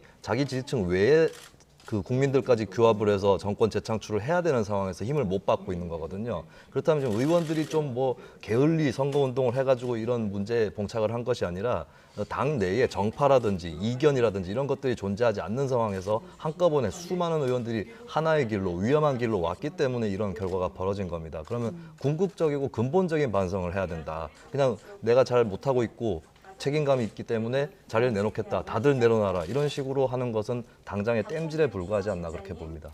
당내에서 바라보는 쇄신에 대한 어떤 시각과 밖에서 바라보는 좀 시각이 다르다 이런 생각도 드는데 교수님은 어떠십니까? 선대위라는 건 선거를 치르는 조직이거든요. 이 근본에 대한 부분에 언급을 하시는 것 같아요. 그런데 그럴 만한 충분한 시간은 사실상 없습니다. 지금은 이제 선대위가 얼마만큼 신속하게 속도감 있게 목표를 달성해 나가느냐가 굉장히 중요한 어떤 요소인데 지금 이탄희 의원 같은 경우는 그런 부분이 결여돼 있다라고 본인이 판단하는 것 같아요. 그러니까 자기가 하나의 자리를 내놓음으로 해가지고 뭔가 이 선대위가 재구성되고 방향성을 잡고 선거에 기여할 수 있는 조직으로 재탄생됐으면 좋겠다, 재구성됐으면 좋겠다라는 어떤 의사의 피력이라고 저는 생각을 하고요. 저는 굉장히 긍정적으로 봅니다. 지금 거의 모든 의원들이 다 참여를 하는 굉장히 무거운 공룡 같은 이제 선대위를 만들어놨는데 이것이 지금 움직이고 있느냐라고 한다면 사실은 움직임이 느껴지지가 않거든요. 지금 이재명 후보만 많이 다니고 있고 선대위 차원에서 어떤 흐름이 있는지 뭐 저는 그 부분에 잡히지가 않고요. 지금 사실 이재명 후보에게 가장 부족한 부분은 지지층이죠. 진보층의 어떤 결속력이 윤석열 후보의 어떤 보수층 결속력보다 낮거든요. 이걸 빨리 회복해가지고 회복이 되면 이제 그 힘으로 사실상 어떻게 보면 이제 중도 확장력이 발생하는데 여기도 지금 안 나오는데 거기에 가장 근본적인 문제 지역이 호남입니다. 호남에서 아주 전폭적인 지지를 못 받고 있기 때문에 어떻게 보면 지금 선대위 같은 경우는 최고 지도부부터 다 호남에서 상주를 하는 것이 훨씬 맞거든요. 전략적으로 뭔가 이 선대위가 움직여줄 때 후보와 시너지 효과가 발생하면서 선거에 도움이 되는 것이지 이렇게 뭐 직함만 받고 앉아있는다고 할 일이 이루어지는 건 아니거든요. 자, 이렇게 쇄신론이 분출하는 상황 속에서 이재명 후보가 구원투수를 만나기도 했고 또 하나 또 지금 열린민주당과의 어떤 통합 추진한다는 얘기도 공식화되고 있거든요. 합당을 추진한다. 이런 분위기는 어떻게 좀 볼 수 있을까요? 열린민주당과의 합당 문제는 제가 평론가로서도 조금 수수께끼이긴 합니다. 왜냐하면 열린민주당이 어떤 민주당 외곽에 있는 독자적인 세력이라기보다는 민주당의 형제와 같은 정당이고 그 특히 이제 민주당보다 더 민주당 같은 이라고 표현할 수 있을 것 같은데 이거는 좀 강성, 핵심 지지층 위주의 정당이라는 것이죠. 그래서 이게 외연 확장하고는 당장에 좀 상관이 없을 것 같고 물론 한편으로는 외연 확장을 하려면 그 전에 우리 팀끼리 똘똘 뭉쳐야 된다. 뭐 이런 공식에 따르자면은 외연 확장의 전 단계라고 생각을 할 수 있겠지만 네. 열린민주당 쪽에 대해서 사실 민주당 내부에서도 부담스러워하는 기류가 있습니다. 너무 지나치게 친조국적 행보를 해왔다거나 또 뭐 친추미애적이라거나 이런 부분들이 외연 확장에 방해가 되는데 현 상황에서 그렇게 외연의 확장에 도움이 된다라고 보기는 어려울 것 같고 저는 오히려 좀 다른 맥락도 있다고 보여지는 것이 네. 공교롭게도 어제 양정철 전 민주연구원 원장이 등판을 해서 선대위에 대해서 좀 잘 안 되고 있는 부분들 지적들을 했는데 양정철 전 원장하고 열린민주당이 굉장히 지난 총선 때 불화했던 관계였습니다. 양 전 원장은 또 이해찬 전 대표는 더불어시민당에 전폭적으로 힘을 실어주었고 열린민주당 쪽 인사들하고 공개적인 설전이 오갈 정도로 신경전이 오갈 정도로 그런 사이였었는데 어쩌면 현재 이제 이재명 후보를 중심으로 해서 민주당이 재편되는 과정에 있고 열린민주당도 어쩌면 이제 민주당 안으로 본격적으로 들어가서 그 내부에서의 세력 판도를 다시 형성하는 데 참여하고 개입하는 이것을 위해서 또 통합을 모색을 하는 것 같고 민주당 내 일각도 그쪽을 끌어들여서 다시 당을 좀 바꾸는 이런 에너지로 쓰려고 하는 것이 아닌가. 결국에는 외연 확장이라기보다는 당내 세력 재편 쪽으로 그런 쪽으로 열린민주당의 통합 카드가 쓰여지는 것 같다는 생각이 듭니다. 자, 이 통합 추진과 더불어서 지금 이해찬 전 대표 상임 고문을 좀 극비에 만난 것으로 알려졌는데 사실 결과적으로 오늘 여러 가지 승부수를 던졌거든요. 관련이 있다고 보십니까? 그렇죠. 아무래도 이제 저는 구체적인 어떤 전략에 관련해 가지고 이해찬 대표를 만난 것 같지는 않고요. 지금 야권에서 전개되는 어떤 선대위 구성 과정에서 계속 부각되는 인물이 김종인 전 비대위원장이잖아요. 네. 굉장히 이제 무게 중심이 있습니다. 그러면 이제 여권에도 그러한 어떤 인사가 존재할 때 뭔가 균형점이 맞추어지겠죠. 그래서 어떤 균형점을 맞추는 정도의 어떤 그런 모임, 그런 만남 이상의 것에 의미를 두기는 좀 그렇다. 왜냐하면 지금 민주당 같은 경우는 거의 모든 것이 이재명 지사, 이재명 후보 중심으로 지금 전개가 되고 있거든요. 그리고 뭐 선거를 치르는 과정 속에서도 이해찬 대표가 뭐 이런 조언을 아주 구체적으로 하거나 그런 과정은 아니기 때문에 네. 사실상 상징적인 어떤 지원, 상징적인 무게를 이제 얻어가고자 하는 그런 모임이었다 이렇게 평가합니다. 자, 그런 가운데 최근에 이재명 선대위 합류했죠. 정철 대표. 이전 그 대선 과정에서 사람이 먼저다라는 카페를 만들었던 인물인데 윤석열 후보를 이렇게 표현해 눈길을 끌고 있습니다. 들어보시죠. 어떤 사람, 어떤 정치인, 실한 사람, 실한 정치인, 이재명 후보에겐 3실이 있다고 생각합니다. 3실이요? 실력, 실천, 실적. 이 3실을 다 갖춘 정치인 사실 찾기 쉽지 않죠. 굳이 이제 두 줄 카피로 제가 느끼는 윤석열 후보를 표현한다면 3, 40년 전에서 타임머신 타고 2021년으로 슝 날아온 사람. 그래서 지금 이 현재라는 세상이 너무너무 신기해서 하루 종일 도리도리 두리번거리는 사람. 이렇게 한번 정의를 해보고 싶습니다. 네, 아무래도 직업이 카피라이터다 보니까 특유의 화법, 발언들이 나왔는데 타임머신 타고 와서 도리도리라는 표현을 썼거든요. 어떻게 좀 들으셨습니까? 죄송한 말씀인데 정철 씨가 카피라이터가 맞는가라는 생각이 듭니다. 굉장히 재미없는 표현이다. 풍자를 할 거면 더 신랄하게 할 수도 있고 더 추격적으로 할 수도 있는데 타임머신, 도리도리 이런 표현들이 나오는 것이 카피라이터답지 않다는 생각이 들고요. 그리고 사실은 이제 이건 시대착오적이다. 윤석열 후보에 대해서 그렇게 표현을 하고 싶었던 것 같은데 이런 표현을 할 때는 또 우리 편에게 돌아올 부메랑 이런 것들도 생각을 해봐야 됩니다. 그 이재명 후보 같은 경우도 박정희주의의 그림자가 있다고 저는 감히 말씀드리고 싶은데 이번에 대장동 의혹에서도 국가와 대자본의 결탁이라고 하는 박정희주의의 그림자가 이재명 후보에게도 뚜렷하게 드러나거든요. 그런 것들은 또 어떻게 할 것이냐. 이 부분은 물론 카피라이터가 다 소화할 수는 없겠지만 그런 것들 본인들에 대해서도 좀 돌아볼 수 있어야 되는 것이고 저는 이 정철 씨 발언에서 좀 민주당의 문제들이 응집돼서 드러나는 것이 본인들이 어떤 정치 수사 표현들에 굉장히 능숙하다라고 착각하는 그게 분명히 있습니다. 근데 최근에 들어서서 보면 한준호 의원 같은 경우도 괜히 토리 엄마 대 두 아이 엄마 이런 식으로 사람들을 비하하는 표현을 써가지고 물의를 일으키고 계속해서 민주당에서 그런 설화들이 나오고 있거든요. 그렇다면 정철 씨가 카피라이터로서 해야 될 일은 어떤 상대 후보를 공격하는 그것도 재미없는 그런 카피를 공격할 것이 아니라 민주당의 카피가 뭐가 문제가 있는지 민주당 의원들의 언어 습관에 뭐가 문제가 있는지 이것을 따끔하게 지적하는 것이 오히려 카피라이터 전문가로서 해야 될 일이 아닌가 그렇게 보여집니다. 네, 교수님은 어떻게 저는 보십니까? 이상하지만 굉장히 적절하다는 생각을 했거든요. 그러니까 제가 이상하고 정철 씨가 이상할 수 있는데 왜 그러면 정철 씨가 그런 어떤 표현을 했느냐. 30-40년 전이라 그러면 80년대, 90년대 초반 뭐 이때거든요.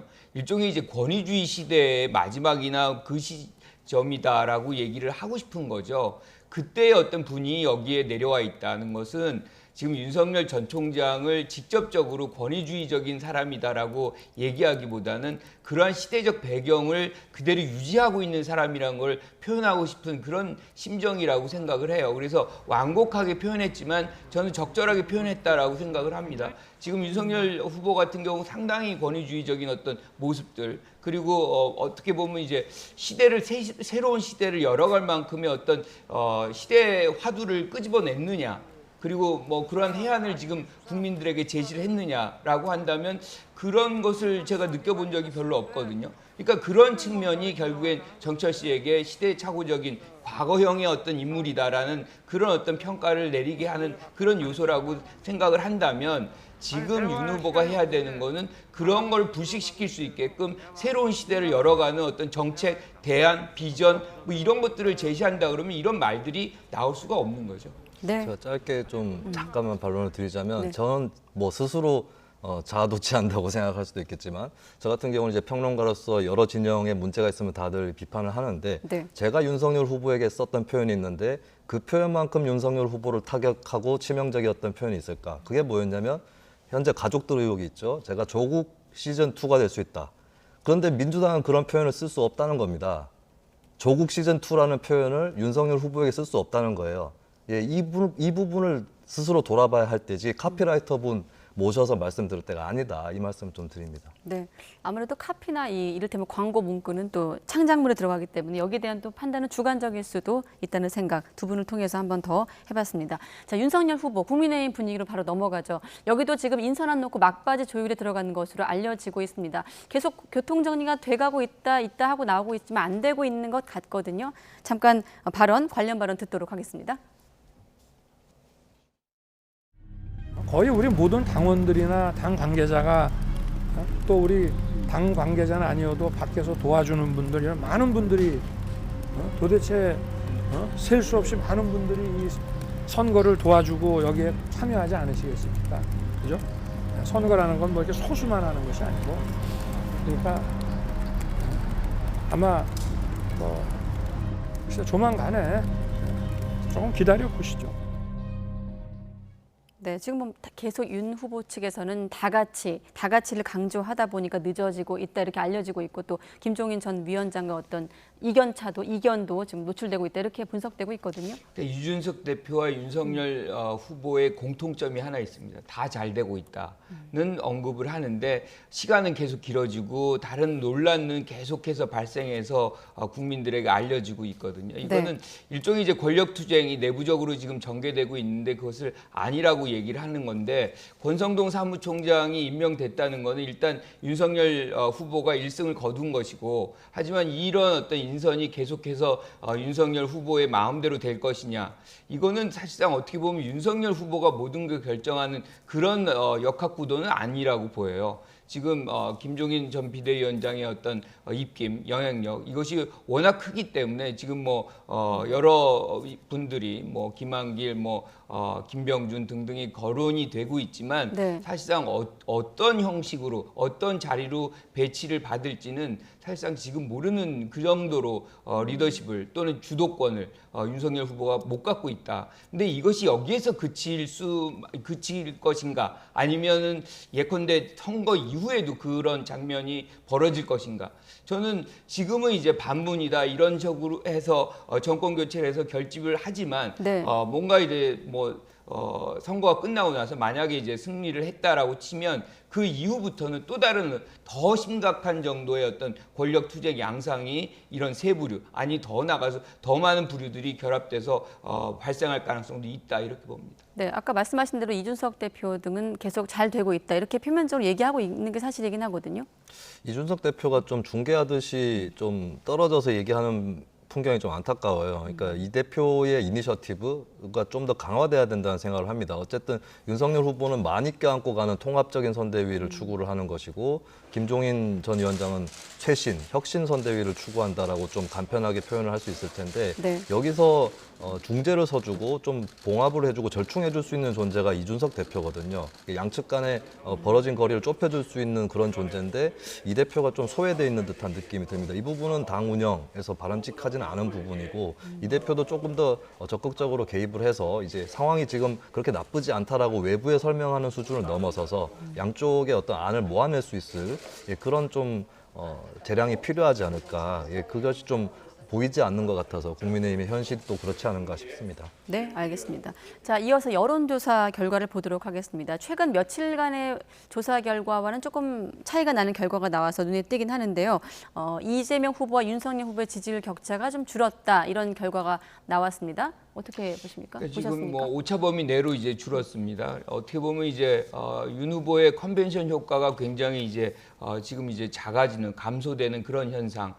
특히나 이제 그 이후의 선대위 과정 속에서 당에서의 어떤 권력 투쟁적인 어떤 그런 양상 이런 것들이 국민들 특히나 지지자들 특히나 중도층에게 상당히 불만, 답답함 뭐 이런 것을 주면서 중도층이 상당히 빠져서 실질적으로 이재명 지사 후보에게 상당히 간 측면이 있습니다. 그래서 지금 지지층 결집도로 본다 그러면 사실 윤석열 후보가 훨씬 더 좀 높아요.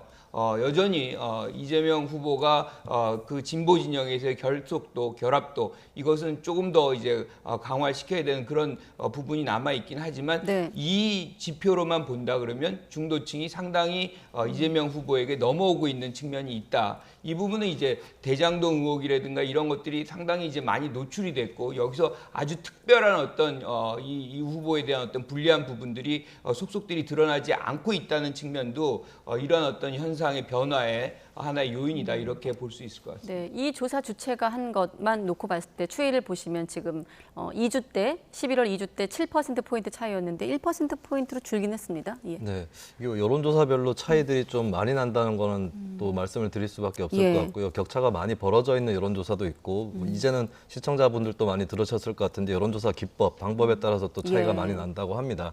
그래서 어느 것이 맞느냐 이것을 가지고도 업계에서도 설왕설래가 많은 것으로 알고 있는데 저는 이제 뭐 전반적으로 다들 사실적인 그 조사를 했다라고 인정한다면은 이재명 후보 같은 경우는 이제 여론조사마다 지지율이 그렇게 크게 차이가 나지는 않거든요. 어떻게 보면 박스권에 갇혔다라고 표현할 수도 있겠지만 거꾸로 얘기하면 콘크리트 지지율의 성격도 분명히 있다고 보여집니다. 근데 그에 반해서 윤석열 후보는 좀 소극적 지지까지 합치게 되면 많이 불어나는데 적극적 지지로 따지면 이재명 후보하고 크게 차이는 나지 않는 게 현실이다라고 볼 수 있겠고 저는 사실 최근에 윤석열 후보는 한 주간 정도는 뭐 크게 악재는 없었거든요. 선대위 갈등 이 정도는 국민들이 봤을 때 글쎄요 조금 며칠 더 길어지면 피곤해질 수는 있겠지만 현재 여론조사에 반영될 만큼은 아니었다고 보여지는데 뭐 하나로 볼 그래서 수 제가 있으니까요. 조심스럽게 좀 꺼내는 가설은 그 정권 교체에 대한 지지율은 굉장히 높습니다. 여러 여론조사에서 네. 그거하고 이 조사가 지금 차이가 나고 있는데 정권 교체를 했으면 좋겠다라고 생각한 분들이 윤석열 후보로 잠깐 결집을 했다가 근데 차이가 제법 나고 정권 교체 가능성이 높아 보이기 때문에 좀 관망을 하는 쪽으로 돌아서는 분들도 계실 것 같다는 생각을 해요. 네. 예, 그런 것들이 또 작용을 할 것이다라고 보여집니다. 관망하는 그 지지 세력을 두 후보 모두 좀 들여다보고 있어야 되겠네요. 그렇습니다. 그쪽을 잡지 않으면 지는 상황이니까요. 예, 그쪽이 이제 최후의 승부를 결정한다라고 봐야 될 것 같습니다. 네, 당선 가능성을 또 물은 결과도 있거든요. 지지 여부와 상관없이 윤석열 후보가 42%, 이재명 후보 38% 이렇게 나오고 있는데 이 부분은 어떻게 좀 해석할 수 있을까요? 이 부분도 이렇게 크게 차이가 안 나는 접점 양상이 지금 만들어지고 있잖아요. 이거는 지금 기본적으로 진영이 이렇게 갈려서 이제 보수 진영, 진보 진영으로 갈려가지고 그 진영의 후보들을 지금 밀고 있다. 뭐 이렇게 보이는데 결정적인 거는 이제 부동층이죠. 청년층이 지금은 부동층화돼 있습니다. 그래서 누가 이제 청년층을 잡느냐가 궁극적으로 부동층을 잡는 것이고, 특히나 이제 중도층이 다시 또 있지 않습니까? 중도층을 누가 공략하느냐의 어떤 문제, 이 두 가지 영역이 가장 중요하다 이렇게 볼 것 같습니다. 네, 앞서 그 지역별 특징을 한번 못 봤는데 보고 넘어갈까요? 지금 보면 광주, 전라 지역, 호남권에서만 이재명 후보가 강세를 보이고 있는데 아무래도 추격하는 입장이다 보니까 최근에 이재명 후보 오늘 같은 경우는 여러 가지 뭐 승부수를 던졌지만 청년에 좀 집중했거든요. 만약에 전략에 좀 수정이 필요하다면 어떤 대목이 필요하다고 보십니까? 그러니까 저는 청년에 집중하는 거는 유효한 전략이라고 생각합니다. 네. 지금 청년층은 한 35%가 현재 지지 후보를 유지하겠다는 것이고, 네. 65%는 바꿀 수 있다라고 얘기하거든요. 예. 전면적으로 지금 부동층화가 돼 있기 때문에 이 부분에 대해서 어떻게 이제 접근하느냐. 그리고 청년층이 그냥 청년층의 어떤 효과로 끝나는 것이 아니라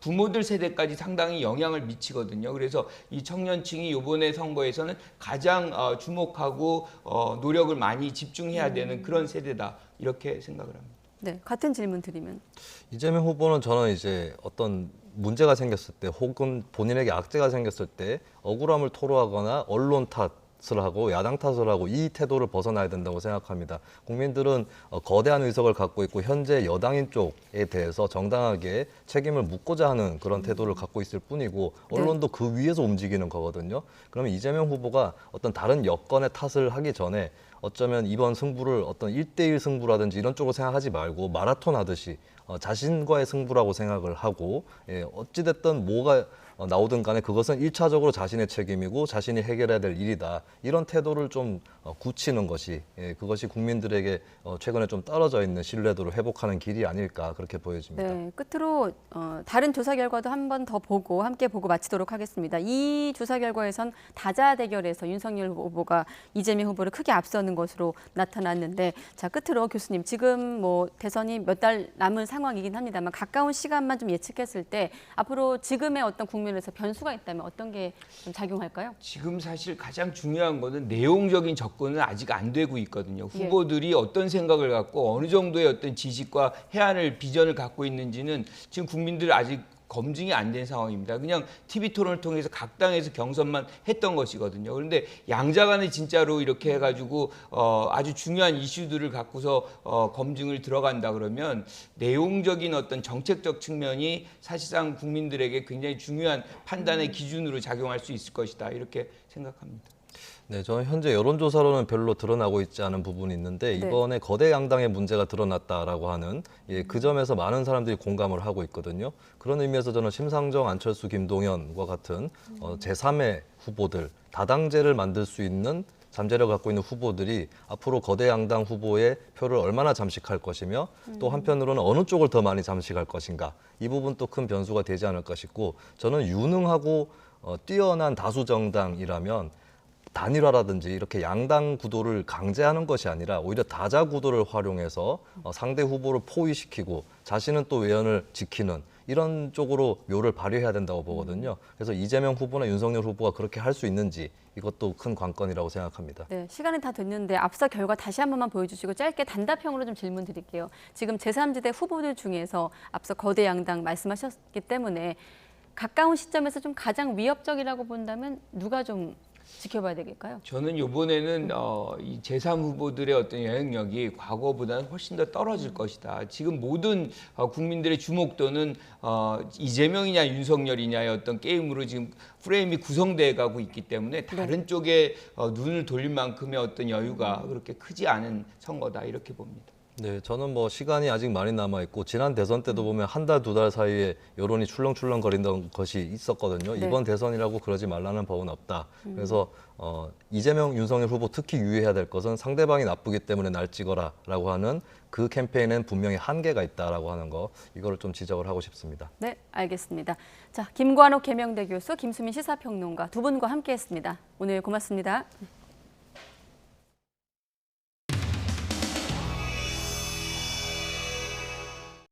예, 통화는 한 1분 정도였다고 들었고요.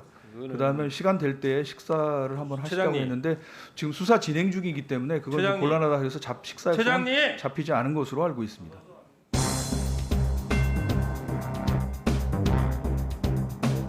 한승준 의원하고 사적으로 한 거하고 저한테 와서 그 법안 예산 설명한 게 같은 겁니까? 지금 공수처가 거의 그 전 수사관 검사가 다 매달려서 윤석열 우리 대선 후보 수사하고 있지 않아요. 여야 대선 후보가 정해져 가지고 이제 얼마 안 있으면 대선이 치러집니다. 그런 후보를 여러분들이 공격하고 뒤에서 수사를 하고 없는 건 만들어내서 언론 플레이를 하는 거 아니에요? 예, 그러니까 말씀 좀 지나치신 것 같습니다만 저희가 더욱 유의를 하겠습니다.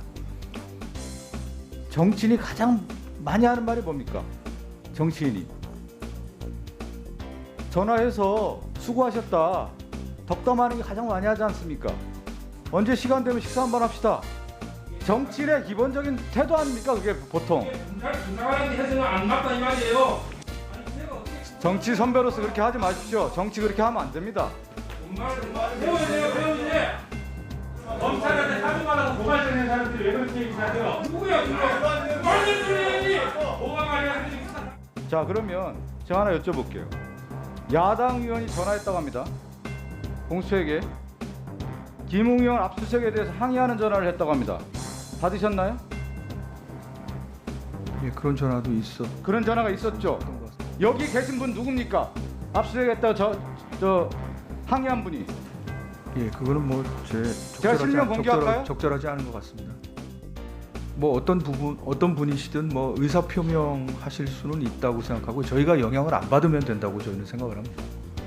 그러니까 이렇게 하겠습니다. 의사진행 발언을 계속 받을 수는 없어서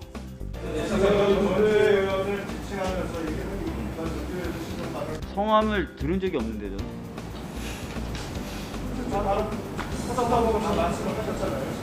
전주 의원님이십니까? 그럼 그 전화하셨다는 의원님이 전주 의원님이세요? 전주 의원님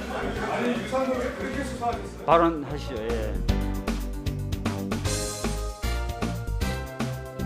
부재중 전화가 와 있어서 그날 있었던 그 김웅 의원실에 대한 압수수색이 일시 중단이 된 상태인데 좀 그것을 어떻게 좀 잘 풀어보려고 국민의힘이 어떠한 제안을 하는 내용을 저한테 전해왔습니다. 그것 때문에 통화했습니다. 뭐가 그렇게 캥기는 게 있는지 우리는 야당과도 통화한다고 하면서 그렇게 본인들이 먼저 전화한 내용을 가지고 이렇게 물타기 하는 이런 것은 정말 이것은 공수처가 예의를 벗어난 것이고요. 이 자리에서 분명히 말씀드립니다만 지금은 질의 시간이 아니라 아닙니다. 의사진행 발언이기 때문에 예. 저를 상대로 얘기를 해주셔야 돼요. 아니 제가 뭐 쳐다보는 건 자유 아닙니까? 예?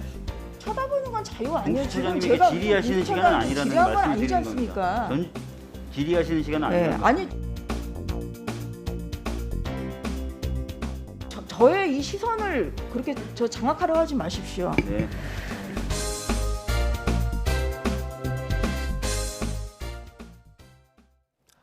올해 수능은 문이과가 통합된 첫 시험이라 선택 과목별 유불리를 최소화하는 데 출제에 방점이 찍혔습니다.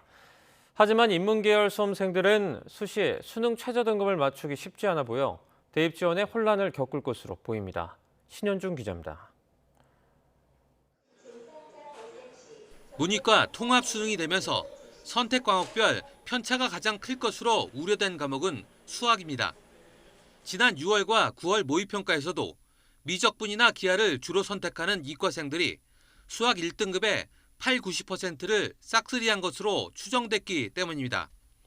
수능 출제위원들도 이런 부분을 특히 신경 썼다고 강조했습니다.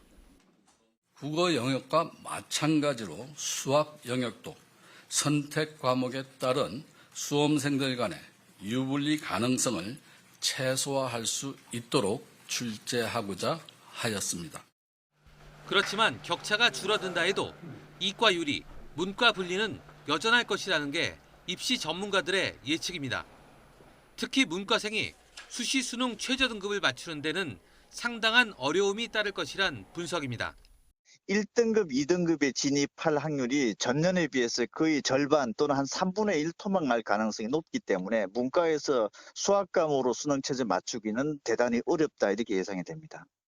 하지만 전례가 없는 수능 체제로 등급 예상이 힘든 만큼 수시 대학별 고사는 적극적으로 임해야 한다는 게 전문가들의 조언입니다. 이를 위해선 신속한 가채점이 가장 중요합니다. 정시 지원 가능선을 파악을 해봐야만 그것을 응시할지 말지를 좀 더 결정할 수 있습니다. 그러기 위해서도 가채점을 하는 것이 무엇보다도 중요하겠죠. 내년 대입은 정시가 확대되고 약대가 신입생을 뽑기 시작하면서 반수생이나 재수생이 늘어 여느 해보다 치열한 입시 경쟁이 예상됩니다. YTN 신현주입니다. 노후한 소규모 주거지를 신규 아파트 단지로 탈바꿈하는 소규모 주택정비관리지역 후보지로 서울 마포구 등 9곳이 추가돼 8,500가구가 새로 공급됩니다. 이 사업으로 풀리는 주택 물량은 2만 5천여 가구로 늘었습니다. 김우중 기자입니다. 서울시 마포구 대흥동 일대입니다. 매매가 20억 원을 웃도는 아파트 대단지 사이에 오래된 주택이 다닥다닥 붙어 있습니다. 진입로가 좁은 데다 경사까지 높아 차량 통행도 쉽지 않습니다. 보시는 것처럼 차량 한 대가 채 지나가기 어려운 좁은 골목에 낮고 노후화된 건물이 들어서 있습니다. 그 뒤로는 또 신축 빌라가 지어져 있는데요. 이렇게 구축과 신축이 뒤섞여 있다 보니 개발은 필요하지만 사업성이 낮다는 이유로 주택 정비 지역으로 지정되지 못했습니다. 그러다 결국 이번에 소규모 주택 정비 후보지로 선정이 된 겁니다. 관심 갖고 계신 분들은 한 내일이나 모레나 이렇게 조금 이제 이거를 알면 전화를 하시겠죠. 소규모 주택 정비는 노후화된 주거지 개발의 사업 속도를 높이기 위해 정부가 주도하는 사업입니다.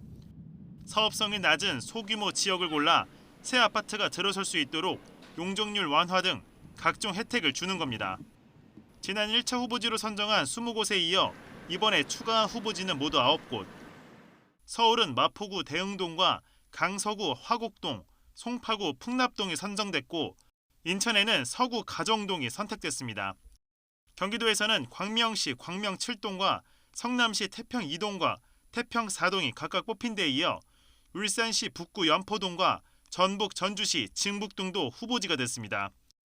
새롭게 후보지로 선정된 지역 주민들은 기대감을 감추지 않았습니다. 동네가 깨끗하면은 집값도 오르갈 테고 또 서민 살기도 편할 테고 좋겠죠. 이번 후보지 선정으로 신규 아파트 8,500여 개가 추가되면서 지금까지 소규모 주택 정비 사업으로 확보한 주택 수는 모두 2만 5천여 가구로 늘었습니다. 국토교통부는 후보지로 선정된 관할 지자체와 긴밀하게 협력해 최종 관리 지역으로까지 지정될 수 있도록 각종 지원을 이어가겠다는 방침입니다. YTN 김우준입니다. 이 대낮에 서울 강남 주택가에서 전신주를 들이받고 건물로 돌진하는 사고가 났습니다. 알고 보니 20대 운전자는 마약류를 복용한 것으로 확인됐습니다. 엄윤주 기자의 보도입니다. 오후 1시가 조금 넘은 시각 서울 논현동 주택가. 흰색 고급 승용차가 상가로 빠르게 달려오더니 오토바이를 들이받고 세탁소를 스치듯 지나갑니다. 안에 있던 사람들도 깜짝 놀라 뛰쳐나갑니다. 승용차는 바로 옆 빈 가게로 돌진해 유리창을 들이받고서야 멈춰섰습니다. 승용차는 이곳 전신주를 들이받은 뒤 20m가량 더 내달려 상가까지 돌진했습니다. 하지만 더 황당했던 건 20대 여성 운전자와 함께 타고 있던 남성의 행동이었습니다. 약에 취한 듯 움직이던 운전자와 남성은 급하게 무언가를 숨기려고 했다는 겁니다. 여자가 문 열고 나오는데 다쳤는지야 모르겠어요. 정신은 없어 보이더라고요. 남자분은 저쪽에서 이렇게 걸어 나오고. 신고를 받고 출동한 경찰이 두 사람을 붙잡아 마약류 간이 검사를 한 결과 양성이 나왔습니다. 마취제로 사용되는 신종 마약류 케타민이 검출됐습니다. 케타민은 부유층 자제들이 몰래 국내로 들여와 클럽 등에서 흡입한 후 환각 파티를 벌이다 적발되기도 한 신종 마약류입니다. 하지만 이들은 성형외과 수술을 받고 처방받은 약을 복용한 것이라며 마약 복용 혐의를 부인했습니다. 경찰은 이들을 마약류 관리법 위반 등 혐의로 입건하고 병원 기록 등을 확인한 뒤 다시 불러 정확한 복용 경위 등을 조사할 방침입니다. YTN 엄윤주입니다. 경기도 광명의 한 아파트가 외부 어린이의 놀이터 이용을 제한하기 위해 인식표를 도입한 사실이 알려져 논란이 일고 있습니다. 광명에 있는 A아파트는 어린이 놀이시설 이용 지침을 만들어 단지에 거주하는 어린이와 외부 어린이에게 인식표와 일일 이용권을 각각 지급해 이용에 차등을 두도록 조치했습니다. 이에 따라 단지 내 어린이에게는 관리사무소에서 배부한 인식표를 착용해야만 놀이터에서 놀 수 있도록 하고 외부 어린이는 다치더라도 아파트 측에 민형사상 책임을 묻지 않고 기구를 훼손하면 보상한다는 내용의 서약서를 쓰도록 한 뒤 일일 이용권을 제공한 것으로 전해졌습니다. 아파트 측은 이 같은 조치가 모두 어린이들의 안전을 위한 것이라고 설명했습니다. SK하이닉스가 중국에 있는 반도체 공장에 최신 장비를 설치해야 하는데 미국의 반대로 어려움을 겪고 있습니다. 베이징에서 강성웅 특파원의 보도입니다. 중국 장쑤성 우시에 있는 SK하이닉스의 반도체 공장입니다. 전 세계 D램 반도체의 약 15%를 생산하는 세계 공급망의 핵심 기지입니다. 로이터 통신은 이 공장에 최신 장비를 반입하려는 SK의 계획이 무산 위기를 겪고 있다고 보도했습니다. 첨단 반도체 장비가 중국에 들어가는 것을 미국이 반대하고 있기 때문이라는 겁니다. 문제의 장비는 반도체 초미세 공정을 가능하게 하는 네덜란드 회사의 극자외선 노광 장비입니다. 로이터 통신은 미국의 제재가 길어지면 SK하이닉스가 불이익을 볼 수 있다고 전망했습니다. 중국은 자국을 겨냥한 미국의 기술 제재에 대해 반발하고 있습니다. 최근에는 미국 내 반도체 산업을 부활시키기 위해 동맹국까지 희생시키고 있다고 지적했습니다. 就他这样的做法呢，有可能会严重的影响到未来全球芯片行业的可持续发展。 관영 매체는 백악관이 세계 반도체 기업으로부터 자료를 받은 것을 기밀 갈취라고 비난했습니다. 이번 주에 미국과 중국이 화상 정상회담을 열었지만 공급망과 관련된 합의는 없었습니다. 때문에 반도체를 포함한 핵심 부품을 확보하기 위한 미중의 공급망 경쟁은 한층 더 치열해질 전망입니다. 베이징에서 YTN 강성웅입니다.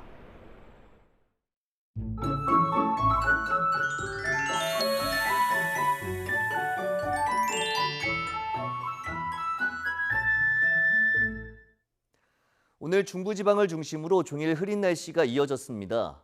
곳곳에 빗방울도 떨어졌는데 중부지방에는 내일 낮까지 산발적으로 빗방울이 떨어지는 곳이 있겠지만 이후 점차 날이 개면서 전국적으로 맑은 하늘이 드러나겠습니다. 또 내일 서울 아침 기온이 11도로 아침에도 쌀쌀함이 덜하겠고 한낮에는 17도까지 오르는 등 오늘보다 공기가 더 부드러워지겠습니다. 다만 중서부와 경북을 중심으로 초미세먼지 농도가 짙게 나타나겠고 남부 내륙에는 오전까지 안개가 매우 짙게 끼겠습니다. 안전 운전에 각별히 신경 써주시기 바랍니다. 내일 아침 기온 오늘보다 1도에서 4도가량 높겠습니다. 서울 11도, 대전 8도, 광주 6도, 부산 9도로 예상됩니다. 낮 기온도 오늘보다 1, 2도가량 높겠습니다. 서울 17도, 대전 18도, 광주 18도, 부산 19도로 예상됩니다. 일요일 밤사이 전국에 비가 오겠고 이후 올가을 들어 가장 추운 날씨가 찾아오겠습니다. 추위 속에 충청과 호남에는 주 중반까지 다소 많은 눈이 내릴 전망입니다. 날씨 정보였습니다. 네, 이상으로 뉴스나이트 마치겠습니다. 내일 다시 뵙겠습니다. 여러분 고맙습니다.